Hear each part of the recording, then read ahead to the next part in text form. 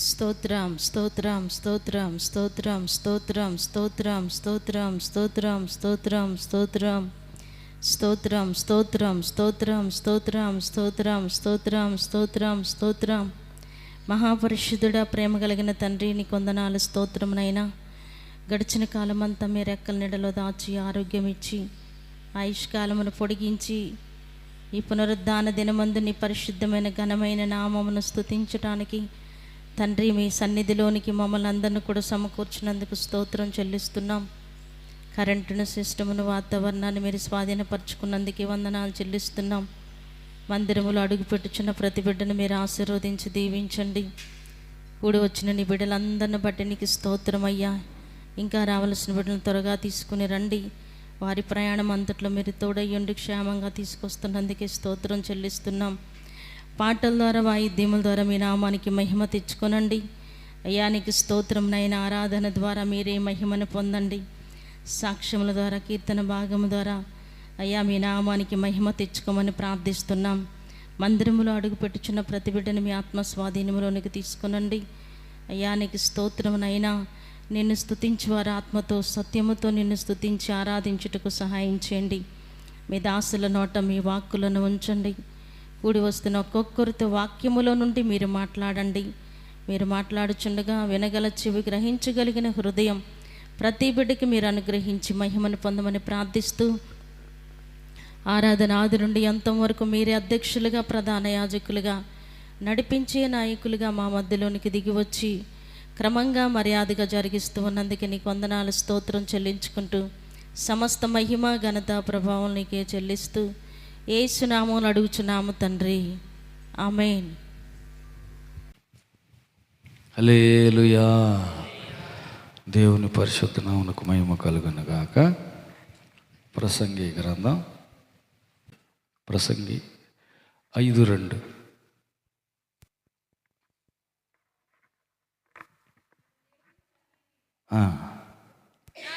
నీవు దేవుని సన్నిధిని అనాలోచనగా పలుకుటకు నీ హృదయమును త్వరపడనీయక నీ నోటిని కాచుకొమ్ము.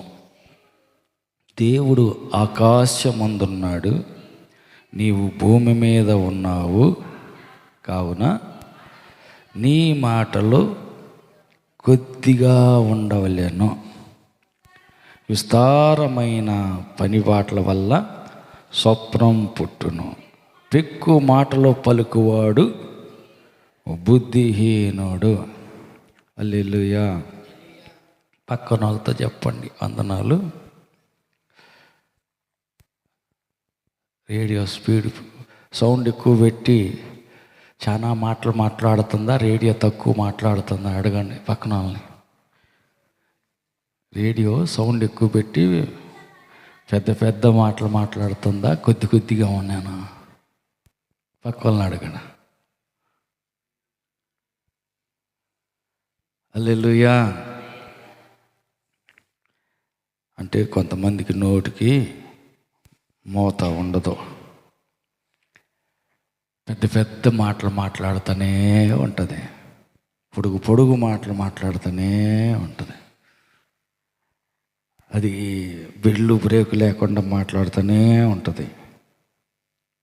విస్తారమైన మాటల్లో దోషం ఉండక మానదు.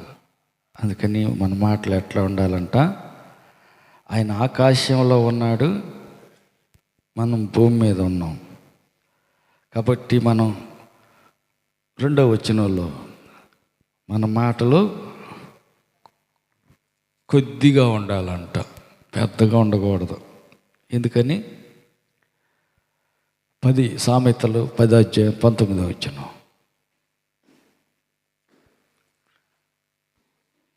సామెతలు 10:19 వచనం. విస్తారమైన మాటలలో దోషం ఉండక మానదు. తన పెదవులను మూసుకున్నవాడు బుద్ధిమంతుడు. హల్లెలూయా. అంటే ఎక్కువ మాట్లాడితే ఎక్కడో ఒక చోట తప్పు దొల్లుతుంటుంది. అందుకని విస్తారంగా మాట్లాడకుండా నోరు మోసుకుంటే మంచిది. ఎక్కువగా మాట్లాడుతున్నారు అనుకో, 10 మాటల్లో ఒకటన్న తప్పు దొల్లుద్ది. అందుకని ఎక్కువ మాట్లాడకుండా అవసరమైన వరకే తక్కువగా మాట్లాడితే మంచిదంట. తక్కువ మాట్లాడే వాళ్ళని ఏమంటుంది బైబిల్? బుద్ధిమంతుడు అంటుంది. బుద్ధిమంతుడు తక్కువగా మాట్లాడతాడు, అవసరమైన 1-2 మాటల్లో వగదించుతాడు. విస్తారమైన మాటలు మాట్లాడే వాళ్ళని బుద్ధిహీనులు అంటారు, బుద్ధి లేని వాళ్ళు. ఎందుకంటే విస్తారంగా మాట్లాడతారు కాబట్టి వాటిలో తప్పులు దొల్లుతూ ఉంటుంటాయి. ఎంత ఎక్కువ మాట్లాడితే అన్ని ఎక్కువ తప్పులు దొల్లుతాయి. హల్లెలూయా. ఎన్ని తప్పులు ఎక్కువైతే అంత ఫీజు కట్టాల. హల్లెలూయా, హల్లెలూయా. ఎన్ని జబ్బులు లోపల ఎక్కువైతే అన్ని డబ్బులు డాక్టర్కి కట్టాలి కదా. కిడ్నీ పోయింది, దానికి ఎన్ని లక్షలు. లివర్ పోయింది, దానికి ఎంత ఖరీదు. తర్వాత గుండె చెడిపోయింది, దానికి ఎంత ఖరీదు. ఆ రకంగా ఒక్కొక్క అవయవం లోపల ఎన్ని అవయవాలు పాడైపోతే అంత ఫీజు ఎక్కువ పడుతూ ఉంటుంది. ఏదో కొద్దిగా బాధ, కాలికి ఏదో దెబ్బ తగిలింది, కొద్దిగా గాయమైంది, చిన్న దెబ్బ, కట్టెత్తే పోద్ది కాలు, సింపుల్లో పోద్ది. అట కాకుండా లోన కిడ్నీ చెడిపోయి, లివర్ చెడిపోయి, గుండె చెడిపోయి, అన్నీ ఒక్కొక్కటి అన్నీ చెడిపోయి ఆ మనిషి పరిస్థితి ఏంటి? చాలా చెడిపోయినాయి కాబట్టి చాలా డబ్బులు అవుతాయి, బాగు చేయాలంటే చాలా అవుతాయి. హల్లెలూయా. నోరు మూసుకోకుండా వాగిందే వాగుతా ఏదంటారు కదా, వసపెట్టాలి. వాగుతూనే ఉంటుంది, కొద్దిసేపు నోరు మూతపడదు, వాగుతూనే ఉంటుంటుంది, మాట్లాడుతూనే ఉంటుంటుంది అంటారు చూడు. ఈ హాస్పిటల్కి ఏమైందంటే ఎక్కువ మాట్లాడటం వల్ల ఎక్కువ తప్పులు దొల్లుతూ ఉంటుంటాయి. ఎక్కువ తప్పులు దొల్లిన కారణాన ఎక్కువ ట్రీట్మెంట్ అవసరం అవుతూ ఉంటుంటాయి. హల్లెలూయా, హల్లెలూయా. కాబట్టి ఈ విస్తారంగా మాట్లాడే వ్యక్తి కంట విస్తారమైన దెబ్బలు తగులుతాయంట. అందుకని ఏం చేయాలంటే విస్తారంగా నోరు మూసుకోకుండా మాట్లాడే వారికి చాలా తప్పులు దొల్లుతాయి కనుక ఈ దొల్లిన తప్పులన్నిటినీ క్షమాపణ కోరుకొని ప్రతి దోషం పాపాన్ని కడుక్కొని శుద్ధీకరించుకోవటానికి చాలా టైం పట్టుద్ది. అందుకని ఎక్కువ టైం ప్రాంతంలో గడపాల, కడుక్కోవటానికి చాలా టైం పట్టుద్ది. హల్లెలూయా. సంగతి తీసిన వచ్చిన వాడికను పైన ఏదో మెట్టసీయలో ఏదో చిన్న పని చేసి వచ్చిన వాడికి తేడా ఉంటల్లా. సంగతి ఎత్తే బురద అయింది, గుడ్డల నిండా బంకమట్టి అతుక్కుపోయి బురదగా అయిపోద్ది. ఆ గుడ్డలు ఉతకాలంటే చాలా టైం పడుతుంది. హల్లెలూయా. అట్ట కాకుండా యూరియా ఏదన్నా సల్లు ఇచ్చాడు అనుకో, ఆడుగుడ్డలు అంత బురద అయిద్దా, చేత్తో పట్టుకుని సిమ్ముకుంటా చేను అంతా తిరిగి వచ్చాడు. ఆ చేనుకి చేలో మందు పోయి పై మందు జల్లి వచ్చిన వాడికను సంగతి తీసిన వాడికి వాడి గుడ్లకి ఈడి గుడ్లకి తేడా ఉంటుంది. అది బురద కాబట్టి అతుక్కుపోయి గుడ్డల నిండా బురద అయిపోతూ ఉంటుంటుంది. కనుక సంగతితో చిలకబారతో గట్టులు గిన్నెలు చెక్కుతూ ఉంటే ఆ బురద అంతా వచ్చి గుడ్డల నిండా పడి మురికి బురద అయిపోతూ ఉంటుంటుంది.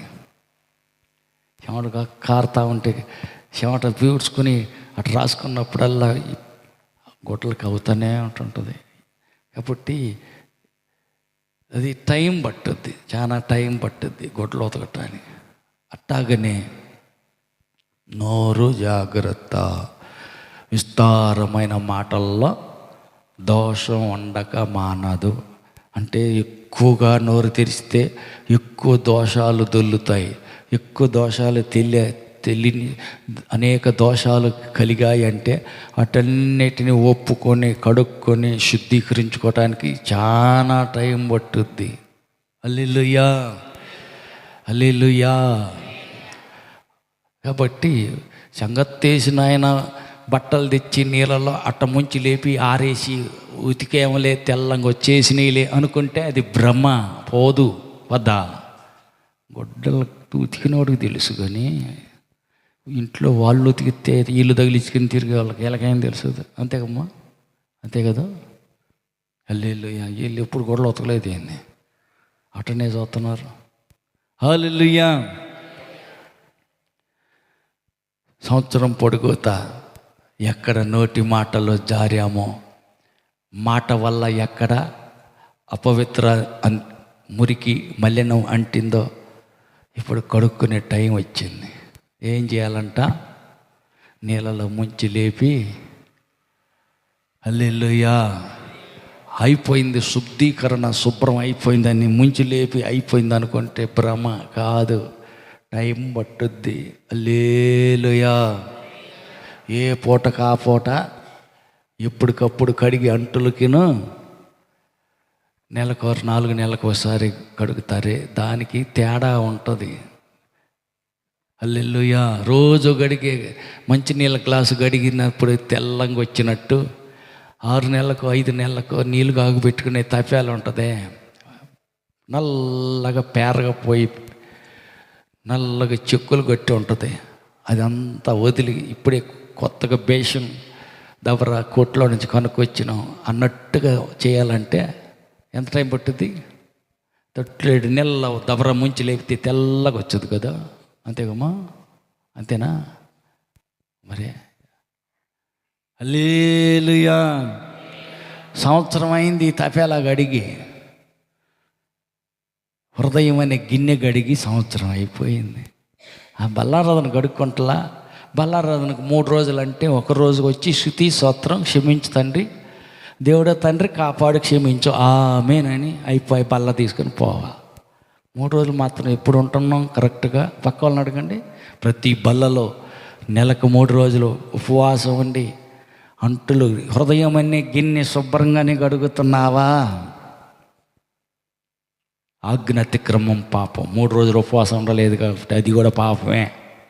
అప్పు అవి కూడా ఒప్పుకోవాలా, మర్యాదగా ఒప్పుకోవాలా. కొత్త సంవత్సరానికి వెళ్ళిపోతున్నాగా 3 రోజులు ఉండలే. మరి ఎన్ని నెలల్లో 3 రోజులు ఉండక మానేసావో అన్ని రోజులు అన్నీ ఒప్పుకొని అతిక్రమాలన్నీ దాచిపెట్టుకొని ఒప్పుకొని కడుక్కుని శుద్ధి చేసుకోవాలి కదా. అవును, శుద్ధీకరణ టైం ఆఖరి గడియలకు వచ్చేసాం. దగ్గరకు వచ్చింది కొన్ని గంటలకి. ఇంకొక సంవత్సరంలోకి వెళ్ళపోతున్నాం. మరి గిన్నె గడుక్కపోతే ఎట్ట? హల్లెలూయా. పక్క వాళ్ళని అడగండి. కూర వేసుకునే గిన్నె కాదు, హృదయం అనే నీ గిన్నె కడుక్కోవాలి. నోటి మాటతో గిన్నెకి ఎంత మురికి అంటిందో, ఎంత అపవిత్రత అంటుకొని పేరుకుపోయిందో కడిగే టైం వచ్చింది. మరి హల్లెలూయా. నోటి మాట ద్వారా అంటిన మలినాన్ని కడుక్కునే సమయం ఇది. ఇప్పుడు ఏం చేయాలంట? మనం ఏం చేయాలి? ఆయన సన్నిధిలో ప్రార్థన చేసినప్పుడు ఏం చేయాలంట?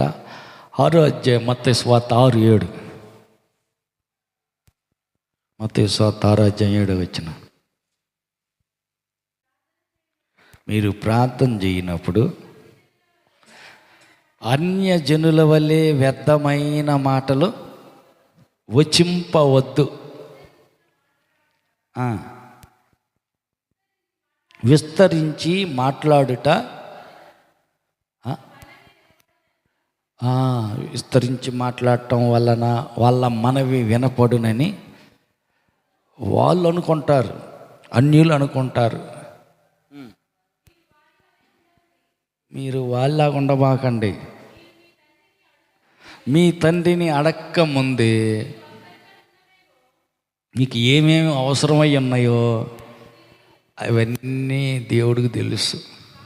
కాబట్టి మీరు ఈ రకంగా ప్రార్థన చేయండి. హల్లెలూయా.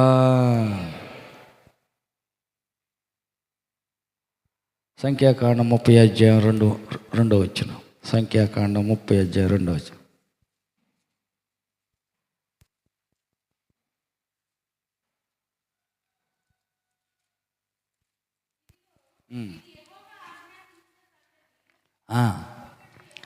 ఒకడు యెహోవాకు మొక్కుకొనిన ఎడల లేక తాను బద్ధుడగుటకు ప్రమాణం చేసిన ఎడల అతడు తన మాట తప్పక తన నోట నుండి వచ్చినదంతయు నెరవేర్చవలెను.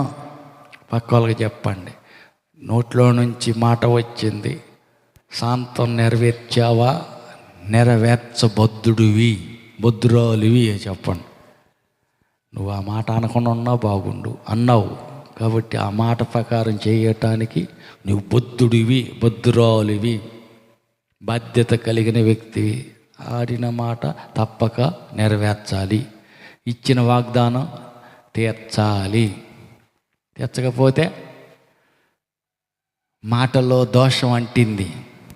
అన్నావు కానీ చెయ్యలా, వస్తానన్నావు కానీ రాలా, చేస్తానన్నావు కానీ చెయ్యలా, పనికి వెళ్తానన్నావు కానీ వెళ్ళలా.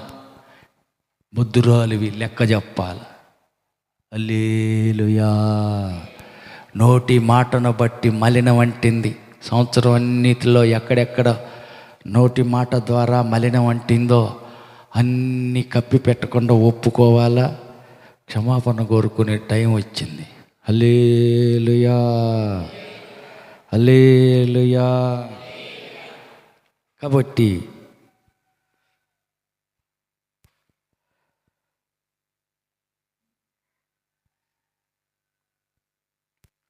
హల్లెలూయా, మొక్కుకున్నది తీర్చాలా, ఇచ్చిన మాట నెరవేర్చాలా.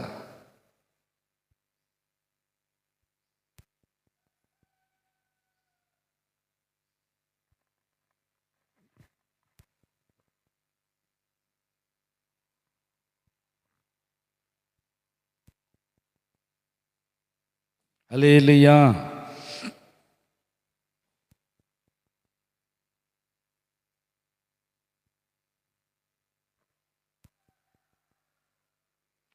నూట 15వ కీర్తన 3వ వచనం చూడండి.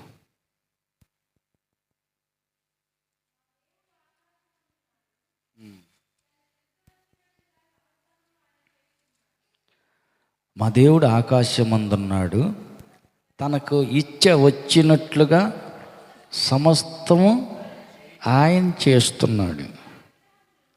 హల్లెలూయా. కాబట్టి మనం కూడా ఏం చేయాలంట? ఆయనకి ఇష్టం వచ్చినట్టే చెయ్యాల.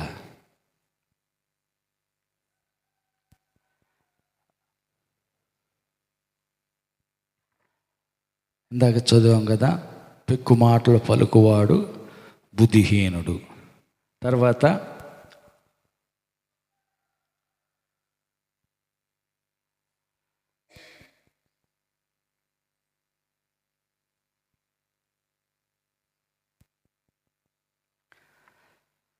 విస్తారమైనటువంటి మాటలో దోషం ఉంటుంది కనుక మాట్లాడినప్పుడు జాగ్రత్తగా ఉండాల. మాట్లాడాం, అయిపోయింది, ఎవరేం లేదు అనుకోకూడదు. పక్షులు వర్తమానం మోసుకొని పోతాయి. అన్న మాటలేవి వ్యర్థంగా పోవు, గాల్లో కలిసిపోయాయి, ఎవరేం లేదు అనుకోకూడదు. దేవుడు అన్నాడు. హల్లెలూయా. ఉదాహరణకి సిలువలో యేసు పలికిన 7 మాటల్ని గాలిస్తున్నారు. ఆకాశంలో ఎక్కడున్నాయో ఎతికి దాన్ని రికార్డు చేద్దామని ఎన్ని సంవత్సరాల నుంచి ఎతుకుతున్నారో ఆ మాటలు రికార్డ్ చేసి శరీరధారిగా ఉన్నప్పుడు యేసయ్య ఏ స్వరంతో పలికాడో ఆ 7 మాటలు ఎలా ఉన్నాయో చెవులారా మనం విందామని వాటిని గాలిస్తున్నారు, ఎతుకుతూనే ఉన్నారు. గాల్లో కలిసిపోలా ఉన్నాయి. అన్ని రికార్డులన్నీ ఆయన దగ్గర ఉన్నాయి. మరి ఎట్ట చేయాలా? ఎవరు వినకుండా నేను ఒక్కదాన్ని ఉన్నప్పుడు అలా తిట్టే నేను, అబ్బో ఎక్కడికి పోవే, అన్ని రికార్డు అయి ఉన్నాయే, అన్ని పుస్తకాలు రాసి ఉన్నాయే, మరి ఎట్ట చేయాలా? గ్రంథాలు విప్పబడతాయి, రాయబడినవన్నీ గ్రంథాలు విప్పబడతాయి. అదేంటి? ఎవరు లేరు అక్కడ, మేమిద్దరమే మాట్లాడుకుంది. మేమిద్దరం మాట్లాడుకునే కూడా గ్రంథాలు రాసి ఉంటాయా? రాసి ఉన్నాయి. ఆ గ్రంథాలు ఎప్పుతారు. సింహాసనం ఎదురుగా నీ పేరు రాగానే, నీ వచ్చి నిలబడగానే అక్కడ గ్రంథం విప్పబడుతుంది. ఆ చదువుతారు మొత్తం. మీ ఇద్దరు కూర్చుని ఎవరు మాట్లాడుకున్నారు కూడా ఎవరు లేరుగా, అయినా రాసి పెట్టేశాడు. అట్టనా? చూడండి, మలాకి గ్రంథం, మలాకి దొరికిందా? 3వ అధ్యాయం 9వ వచనం, 16వ వచనం, 3:16 మలాకి. అప్పుడు యెహోవా యందు భయము భక్తి కలిగిన వాళ్ళు ఒకళ్ళతోటి ఒకళ్ళు వాళ్ళిద్దరే మాట్లాడుకుంటున్నప్పుడు యెహోవా చెవియొగ్గి ఆలకించాడు. దేవుడు వింటున్నాడు. ఒకటి కింద చదువు. మరియు యెహోవా యందు భయభక్తులు కలిగి ఆయన నామమును స్మరించుచూ ఉండు వారికి జ్ఞాపకార్థంగా ఒక గ్రంథము ఆయన సముఖమందు రాయబడేను. అయ్యో, ఒకటి దేవుడు విన్నాడు. మేమిద్దరమేగా మాట్లాడుకుంది, ఎవరు లేరాడ. పర్వాలేదు, మీ ఇద్దరు ఏమేమి మాట్లాడుకుంది. ఒకటి దేవుడు విన్నాడు. ఆయనకు మతి మెరుపు లేదు, ఆయన ముసలోడు అయ్యేదేం లేదు, ఆయనకన్నీ గుర్తున్నాయి. 2, గ్రంథం ఒకటి రాసి పెట్టారు. ఆ గ్రంథాలన్నీ రాశారు. హల్లెలూయా. అక్కడ గ్రంథం రాసి పెట్టారా? రాసి పెట్టారు. 3, గాల్లో కలిసిపోవాలి. ఆ గాల్లో అవి అక్కడే ఉన్నాయి. హల్లెలూయా. ఎవరన్నారు? ఎవరు వినలా. మేమిద్దరం కూర్చొని మాట్లాడుకున్నాం. అయితేనేమి ఎవరు చూడలేదు, ఎవరు మూడో వ్యక్తికి తెలియదు, మూడో కంటికి తెలియదు అని నువ్వు అనుకుంటున్నావు. మీరేమి మాట్లాడుకుందంతా గాల్లో ఉన్నాయి, రికార్డ్ అయ్యి ఉన్నాయి, గ్రంథంలో రాసి ఉన్నాయి. 2 ఆధారాలు ఉన్నాయి. దేవుడి శివయజ్ఞ అన్నాడు. 3 ఆధారాలు ఉన్నాయి, 3 సాక్ష్యాధారాలు ఉన్నాయి. ఈ గ్రంథాలన్నీ రేపు సింహాసనం ఎదురుగా రాగానే ఒక్కొక్క గ్రంథం విప్పబడతాయంట. ప్రకటన గ్రంథం. హల్లెలూయా. ఇక్కడ మనం చూస్తాం, గ్రంథాలు విప్పబడతాయి. రాయబడిన దాని ప్రకారం తీర్పు జరుగుతుంది. 20వ అధ్యాయం 12వ వచనం చూడండి. గొప్పవారేమి కొద్దివారేమి మృతులైన వారందరూ ఆ సింహాసనం ఎదుట నిలువబడి ఉండుట చూసి తిని, అప్పుడు గ్రంథాలు విప్పబడ్డాయి. మరియు జీవ గ్రంథమును వేరొక గ్రంథము విప్పబడిన. ఆ గ్రంథముల యందు రాయబడి ఉండిన దానిని బట్టి తమ క్రియల చొప్పున మృతులు తీర్పు పొందుదురు. చాలు. కాబట్టి గ్రంథాలు రాయబడతాయి. ఆకాశంలో రికార్డు చేయబడతాయి. శివయజ్ఞి దేవుడు ఆలకిస్తాడు. ఆధారాలన్నీ ఉన్నాయి. ఏం మాట్లాడావో ఎవరు వినలా, ఎవరు చూడలా, మూడో కంటికి తెలియదు. ఎదురెదురు కూర్చొని మీరు మాట్లాడుకున్న మీ ఇద్దరికే తెలుసు. కానీ 3 ఆధారాలు ఉన్నాయి. ఈ ఆధారాల ప్రకారం రేపు నీ నోటి మాటను బట్టి నీకు తీర్పు జరుగుతుంది. ఆ నోటి మాటను బట్టి తీర్పులో నీవు నీతిమంతుడు అని తీర్పు పొందితే ఏం జరుగుతుందంట? 12వ అధ్యాయం. హల్లెలూయా. నీతిమంతుడు అని తీర్పు పొందిన ఎడల నిత్య జీవానికి నీ నోటి మాటను బట్టి నీవు అపరాధివని తేలిన ఎడల నిత్య నరకానికి వెళ్తావు. 12వ అధ్యాయం 38వ వచనం. ఎన్నో వచనం చూడు. మత్తయి సువార్త 12:37. నేను నీతో చెప్పున్నది ఏమనగా, మనుషులు పలికే వ్యర్థమైన ప్రతి మాటను బట్టి విమర్శ దినమున లెక్క చెప్పవలసి ఉన్నది. నీ మాటలను బట్టియే నీతిమంతుడు అని నీవు గన తీర్పు నీకు వచ్చినట్లయితే నీ నోటి మాటను బట్టియే అపరాధమని తీర్పు పొందుదువు. హల్లెలూయా. కాబట్టి నోటి మాటను బట్టి నీవు తీర్పులోనికి వస్తావు. మరి ఎట్ట చెయ్యాల? నోటి మాట గాల్లో కలిసిపోయినాయి, ఎవరు ఎనలా. లేదు రికార్డ్ అయినాయి, గ్రంథంలో రాయబడినాయి, ఎక్కడికి పోలా. శివయోగ్య దేవుడు ఆలకించాడు, వ్యర్థంగా పోలా, అన్ని రికార్డ్ అయి ఉన్నాయి. మరి ఎట్ట చెయ్యాలా?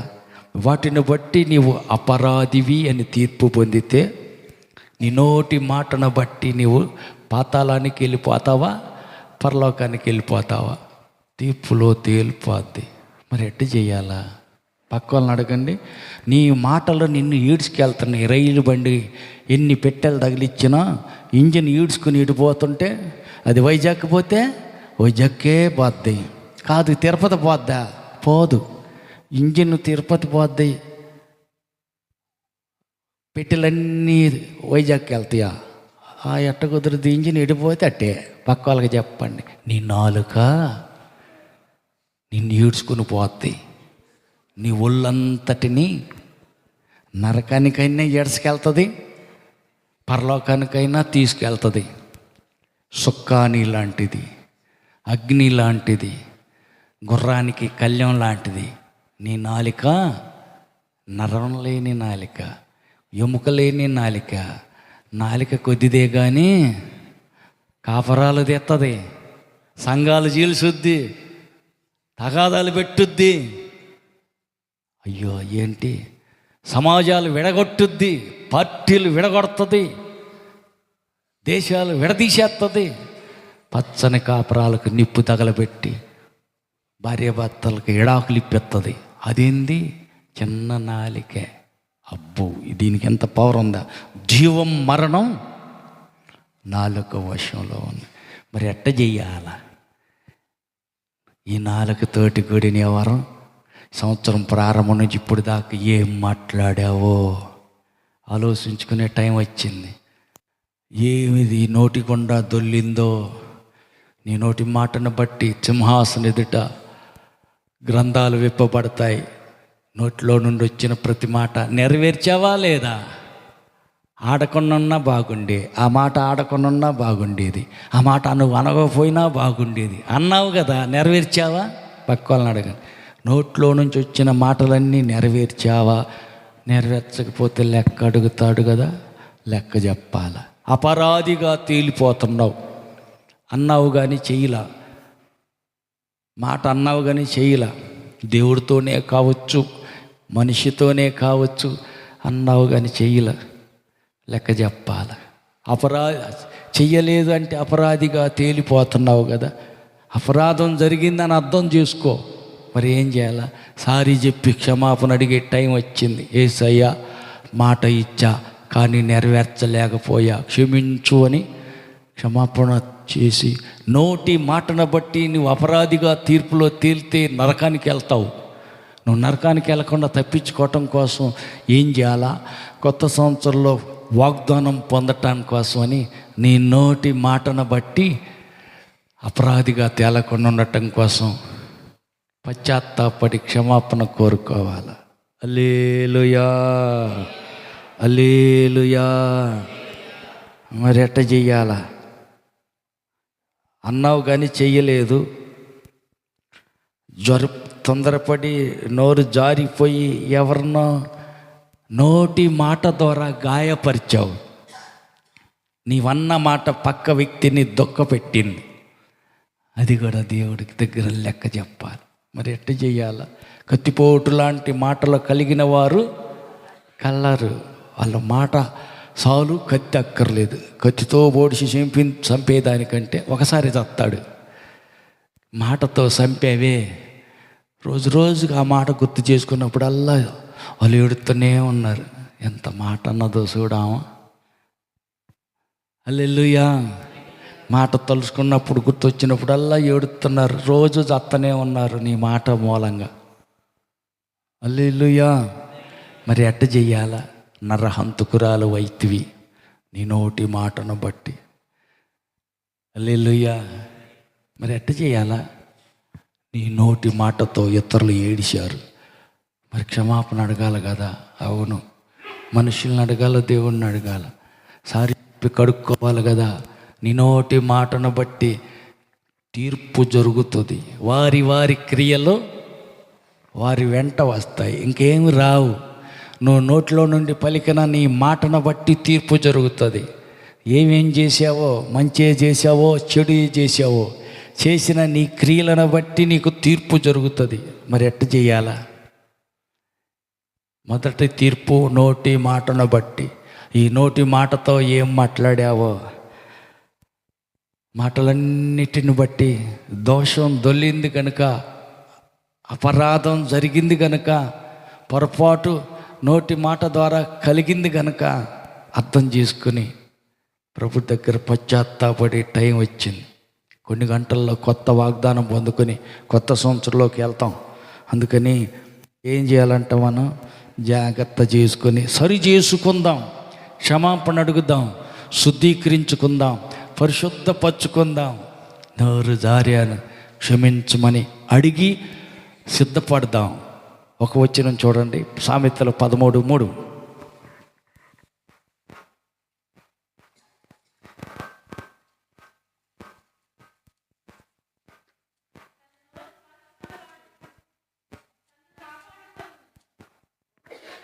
తన నోరు కాచుకునేవాడు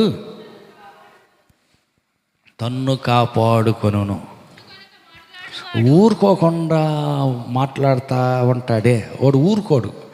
ఆగరా కాసేపు సైలెంట్ కట్ట కూర్చోరంటే అట్ట కాదు, మరి అట్ట కాదు, అయాలా ఏం జరిగింది అసలు చెప్పు అని అంటుంటాడు. ఊరుకోకుండా మాట్లాడుతూనే ఉంటాడు. దీంతో హాస్పిటల్ వాగుతూ ఉంటావు, కాసేపు గమ్ముగుండు, కొద్దిగా మనసు ప్రశాంతంగా ఉండు. అట్ట కాదు, ఇవి ఒక్కటి చెప్పు అసలు.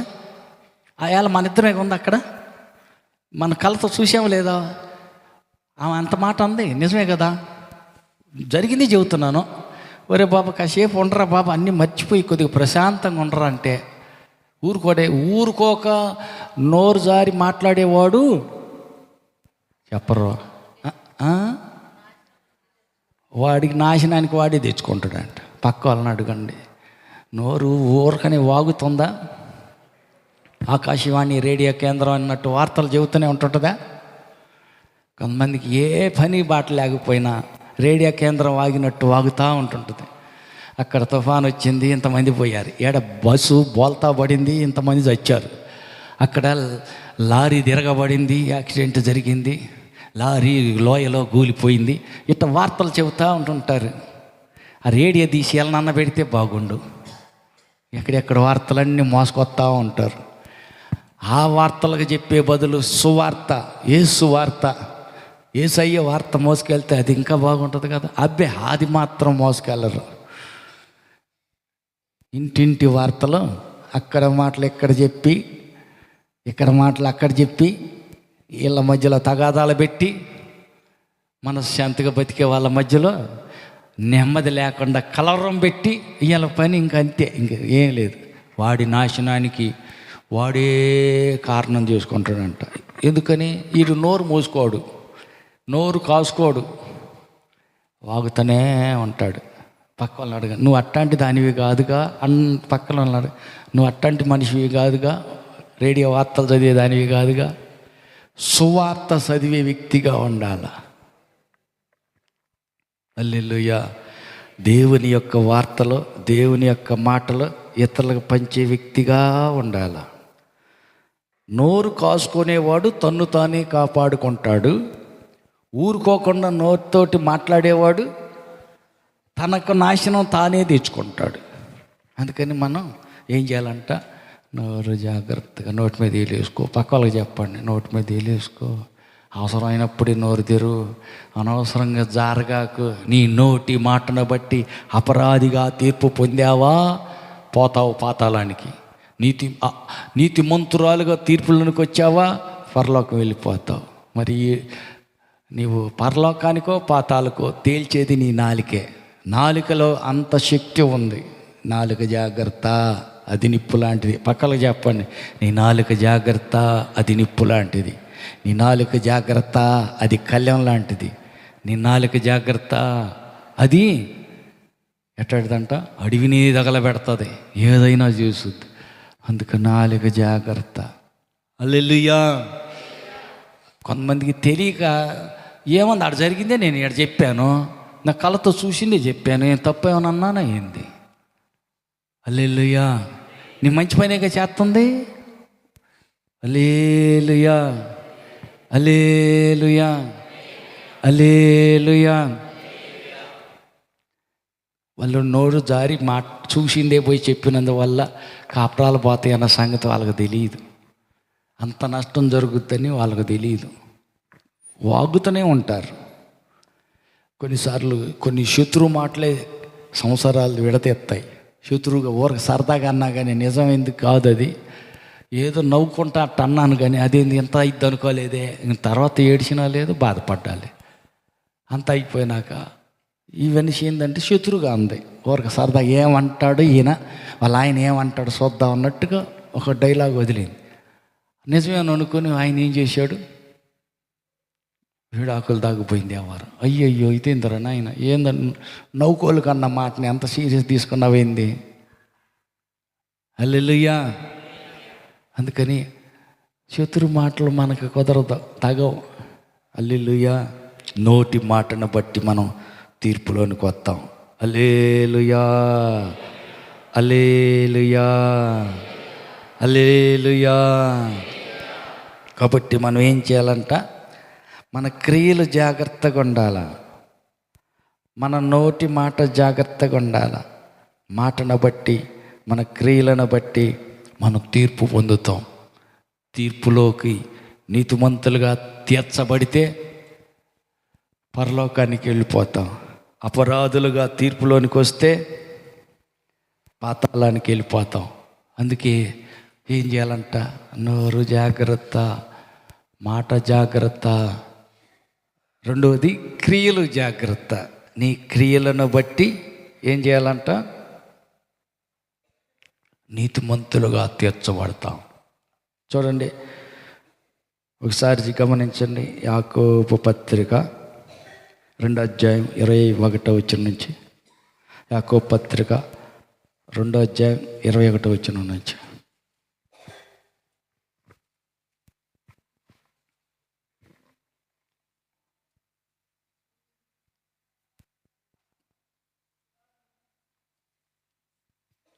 యాకోబు పత్రిక, హెబ్రీ పత్రిక పక్కన ఉంటుంది చూడండి. కొత్త నిబంధన పాత నిబంధన చూస్తున్నారా?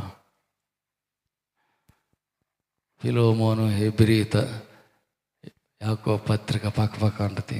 2వ అధ్యాయం 21వ వచనం. మన పితరుడైన అబ్రహాము తన కుమారుడైన ఇస్సాకును బలిపీఠం మీద అర్పించినప్పుడు అతడు క్రియల వలన నీతిమంతుడని తీర్పు పొందలేదా? విశ్వాసము అతని క్రియలతో కూడి. చాలు.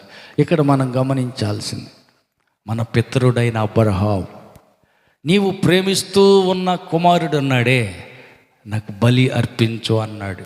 దేవుడు లోబడ్డాడు. బలిపీఠం కట్టేశాడు. కాలు చేతులు కట్టి కొడుకుని తీసుకెళ్ళి బలిపీఠం మీద పెట్టాడు. కత్తి పైకి ఎత్తాడు. దేవుడు చూశాడు. ఏం చేస్తాడా, ఎలా చేస్తాడా, కొడుకు మీద ప్రేమ ఎక్కువ ఉందా, నా మీద ప్రేమ ఎక్కువ ఉందా తేలిపోవాలా. పరీక్ష పెట్టాడు దేవుడు. ఏం చేశాడు? వెనకాడాల. నువ్వే నాకు కావాలి, నువ్వు ఇస్తేగా కొడుకు, నువ్వు ఇకపోతే ఈ కొడుకు యాడ్ నుంచి వస్తాడు. నువ్వు కొడుకు కంటే కొడుకునిచ్చిన దేవుడు గొప్పోడు. దేవుడి మాట నేను వింటానని కాలు చేతులు కట్టేశాడు. కొడుకుని బలిపీఠం మీద పండబెట్టాడు. కత్తి పైకెత్తి నరకపోతున్నాడు. అబ్రహామా, అబ్రహామా ఆగు, ఎత్తిన కత్తి దించు, ఏం చెయ్యొద్దు. ఇందువలన 22వ అధ్యాయం, ఆదికాండం 22వ అధ్యాయం చూడు. ఇందువలన, ఆదికాండం 22వ అధ్యాయం.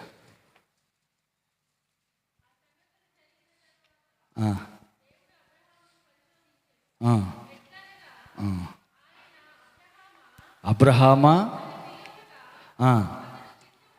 చిత్తం ప్రభువా నేను.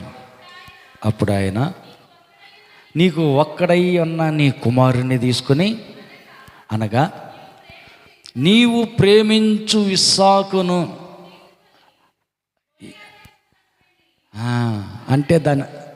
అంటే నువ్వు ప్రేమించు ఇస్సాకు అంటే ఇప్పుడు దాకా నన్ను ప్రేమించావు. ప్రేమ ఏమంటారు, ఓటం తప్పింది. హల్లెలూయా. ప్రేమ వాలు తప్పింది, ప్రేమ గాడి తప్పింది, ప్రేమ పక్కకు పోయింది. ఎడిపోయింది? కొడుకు మీదకి పోయింది. బంగారమా, నా కొండ, నా విండె, ఇంకా తర్వాత నా సర్వమా, నా పేనమా, నా కొడుక ఇస్సాకా అని ప్రేమంతా అటు మళ్ళింది. అప్పుడు ఏం జరిగింది? దేవుడు కోరుకుంటున్నాడు, నీవు ప్రేమించుతూ ఉన్న ఇస్సాకును, అంటే మొన్నటిదాకా నన్నే ప్రేమించావు, కానీ ఇప్పుడేమో వేరే వాళ్ళని ప్రేమిస్తున్నావు. పక్క వాళ్ళని అడగండి, పక్కన వాళ్ళని అడగండి. దేవుడి మీద ప్రేమ మొదటున్నట్టే ఉందా, కొద్దిగా ఏమన్నా పక్కదారి మళ్ళిందా? గాడి తప్పితే ప్రమాదం, బలి కోరతాడు. దేవుడు తీసుకెళ్ళక తలికే, అబ్రహాముకు వచ్చినట్టు నీకు పరీక్ష రాక తలికే ప్రేమ కొద్దిగా ఇటు మళ్ళించు, దేవుని తట్టుకు మళ్ళించు. మొదటి ప్రేమ మరిచితివి, నింద నేను నీ మీద మోపవలసి ఉన్నది. మొదటిలో నా మీద నీకున్నదే ప్రేమ, ఇప్పుడు ఆ ప్రేమ లేదు, పక్కకు పోయింది. అందుకని నేను నింద ఒకటి నీ మీద మోపవలసి వస్తుంది అంటున్నాడు. హల్లెలూయా. పక్క వాళ్ళు మళ్ళీ పలుకుని చెప్పండి, మొదటిలో దేవుడి మీద ఉన్న ప్రేమ తగ్గకుండా అదే ప్రేమలో సాగుతున్నావా? ప్రేమ ఏదన్నా కొద్దిగా గాడి తప్పినట్టుందా? గాడి తప్పితే ఇస్సాకు వచ్చినట్టు నీకు కూడా పరీక్ష రావచ్చు, గ్యారంటీ లేదు రాదని. అంతకే లోబడకపోతే ఎత్తుకుని పోవచ్చు. దేవుని కంటే ఎవరిని ఎక్కువ ప్రేమిస్తున్నావు వాళ్ళని. కథలు కాదు చెబుతుంది, కల్లారా చూసింది, నేను పొందింది, నేను అనుభవించిందే చెబుతుంది. 8వ తరగతిలోనే చెప్పాడు సేవ చెయ్యాలి అని. సరేలే చేస్తాలే, డిగ్రీ అయిపోయింది, సేవ కాగు ఉండు. మా అమ్మ మీద అధిక ప్రేమతో తీసుకెళ్ళి ఉద్యోగం చేస్తే డబ్బులు వస్తాయి కానీ అమ్మను బాగా చూడాలని ఉద్యోగానికి పోయా. 2 నెలల 16 రోజులు చేశా అంతే. 17వ రోజు టెలిగ్రామ్ వచ్చింది, ఫోనులు లేవు అప్పుడు. టెలిగ్రామ్ అన్న జగనన్న టెలిగ్రామ్ పంపించాడు, అమ్మకు బాగలేదు, నువ్వు అర్జెంటుగా రా. సెలవు సీటు కూడా రాయలా. అమ్మ మీద అధిక ప్రేమతో కదా ఉద్యోగం చేస్తుంది. ఇంటికి వచ్చా, ఎరా చిన్నోడా, అమ్మకు బాగల, క్యాన్సర్ అన్నారు, మద్రాసు పోవాలా. ఆ భాషలో నాకు తెలీదు, ఆ తిప్పలేదు, నువ్వే పోడు, నువ్వు వెళ్ళు అని డబ్బులు ఇచ్చి పంపించాడు అన్న. తీసుకెళ్ళా. 2 నెలలు హాస్పిటల్ వరండాలో పడుకుని అమ్మకి చేయాల్సిన సేవలన్నీ చేశా. ఆ బట్టలన్నీ ఉతికి సత్యన కాలేజీ, బతికిన కాలేజీ అని ఉంటుంది ఎగ్మోర్లో, ఆడ ఆరేసుకొని ఆరినాక మళ్ళీ మడ తీసుకొచ్చి మళ్ళీ అమ్మకి ఇచ్చి, ఆ వరండాలోనే, అది లేడీస్ స్పెషల్ హాస్పిటల్, మగోళ్ళు ఎవరినట్టు రానిరు. ఆ గేటు దాకని వచ్చి తొంగి చూసిపోవటం, లోపలికి రానిరు. 2 నెలలు అక్కడే పడిగాపలు కాసా. దినకరన్ గారింటికి తీసుకుపోయా, జాన్ సొలొమోన్ గారింటికి తీసుకెళ్ళా. అమ్మని తీసుకెళ్ళి ప్రార్థన చేయించా. తగ్గింది, బాగైంది, ఇంటికి వచ్చింది. దేవుని మహాకృప వల్ల తగ్గిపోయి బాగా ఇంటికి వచ్చింది. 7 నెలలు ఏ రోగం లేదు, బాగానే ఉంది. మళ్ళీ పోయా, ఈ జాబ్ పోతే ఇంకొక జాబ్ వెతుకుదామని మళ్ళీ పోయా. ఎతుకుతానే ఉన్నాను.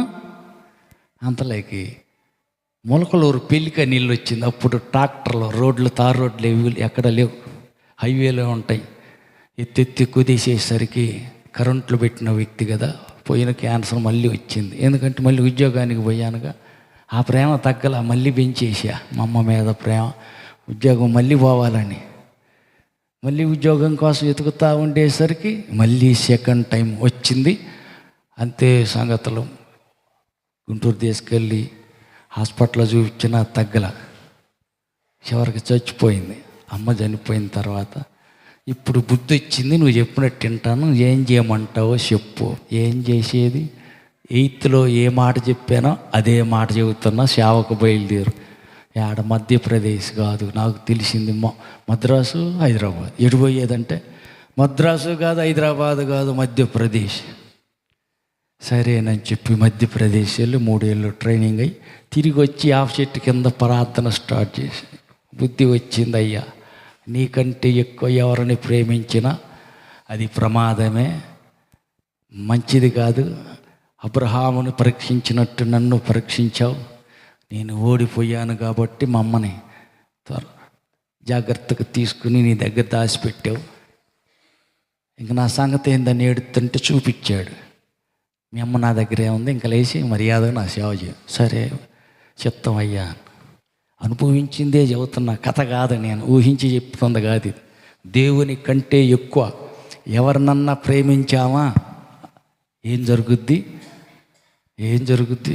నాకు జరిగింది మీకు జరగాలని కాదు, ఎవరికి అలాంటి సంభవం జరగకూడదని ముందు మేల్కొంటారని, తన్నులు తిన్నదాకా, తడిబడ్డదాకా ఆగొద్దని ప్రేమ దేవుని మీద మొదటి ప్రేమ ఉంచారే, అదే ప్రేమలో సాగాలని వాక్యాధారంగా మీకు చెప్తా ఉన్నా. పక్క వాళ్ళకి చెప్పండి, మర్యాదగా వింటే మంచిది. లోపడకపోతే తడిబడ్డాక తౌడుకున్నా లేదు, చేతులు గాలాక ఆకులు పట్టుకున్నా ఫలితం లేదు. కాలినాక నీ చేసేది ఏముంది?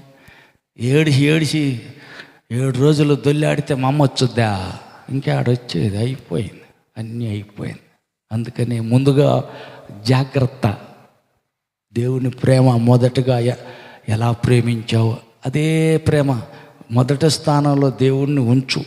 అందుకే దేవుడు లేక ఇన్ని సంవత్సరాలు 100 ఏళ్ళ వయసులో కొడుకునిస్తే అబ్రహాం కూడా అందరిలాగానే ప్రేమ పెంచాడు.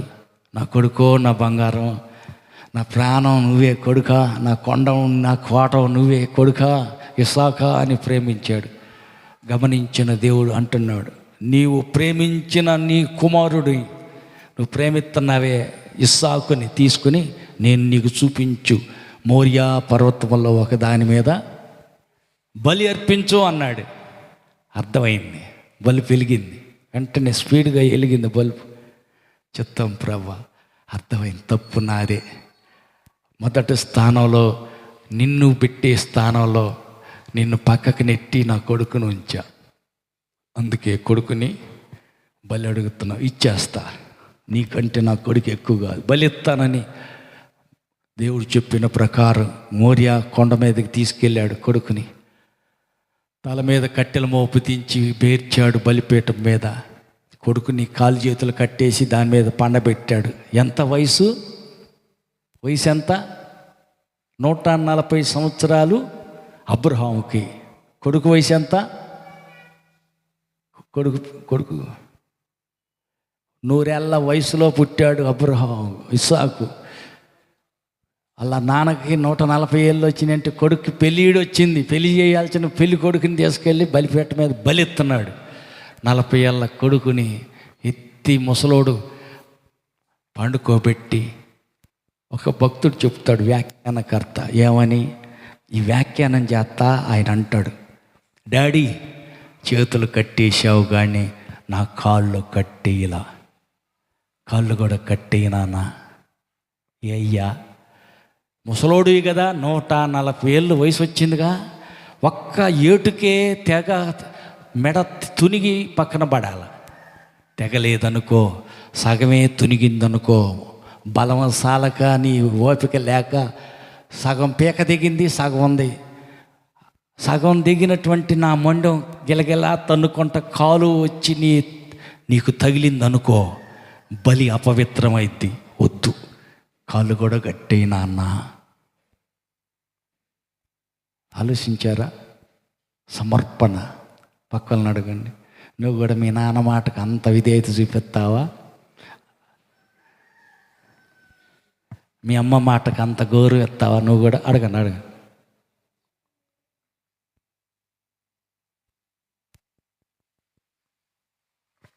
హల్లెలూయా. ఎవరా ముసలోడా, నన్ను బలి ఇస్తావా? ఒక తనుదంతా నిన్ను ముసలోడు ఈ రేపు ఎల్లుండి చచ్చేవాడు, నువ్వు నన్ను బలిచ్చేదేంది? నువ్వు వణుకో, నేను సాగుగట్టి బలిస్తా అని ఎవరంటారు? మనమైతే అంటాం, అంతే కదమ్మా. కానీ ఇస్సాకు లోబడుట, ఇస్సాకు విధేయత, ఇస్సాకు సమర్పణ చూసా. ఎంత సమర్పణ!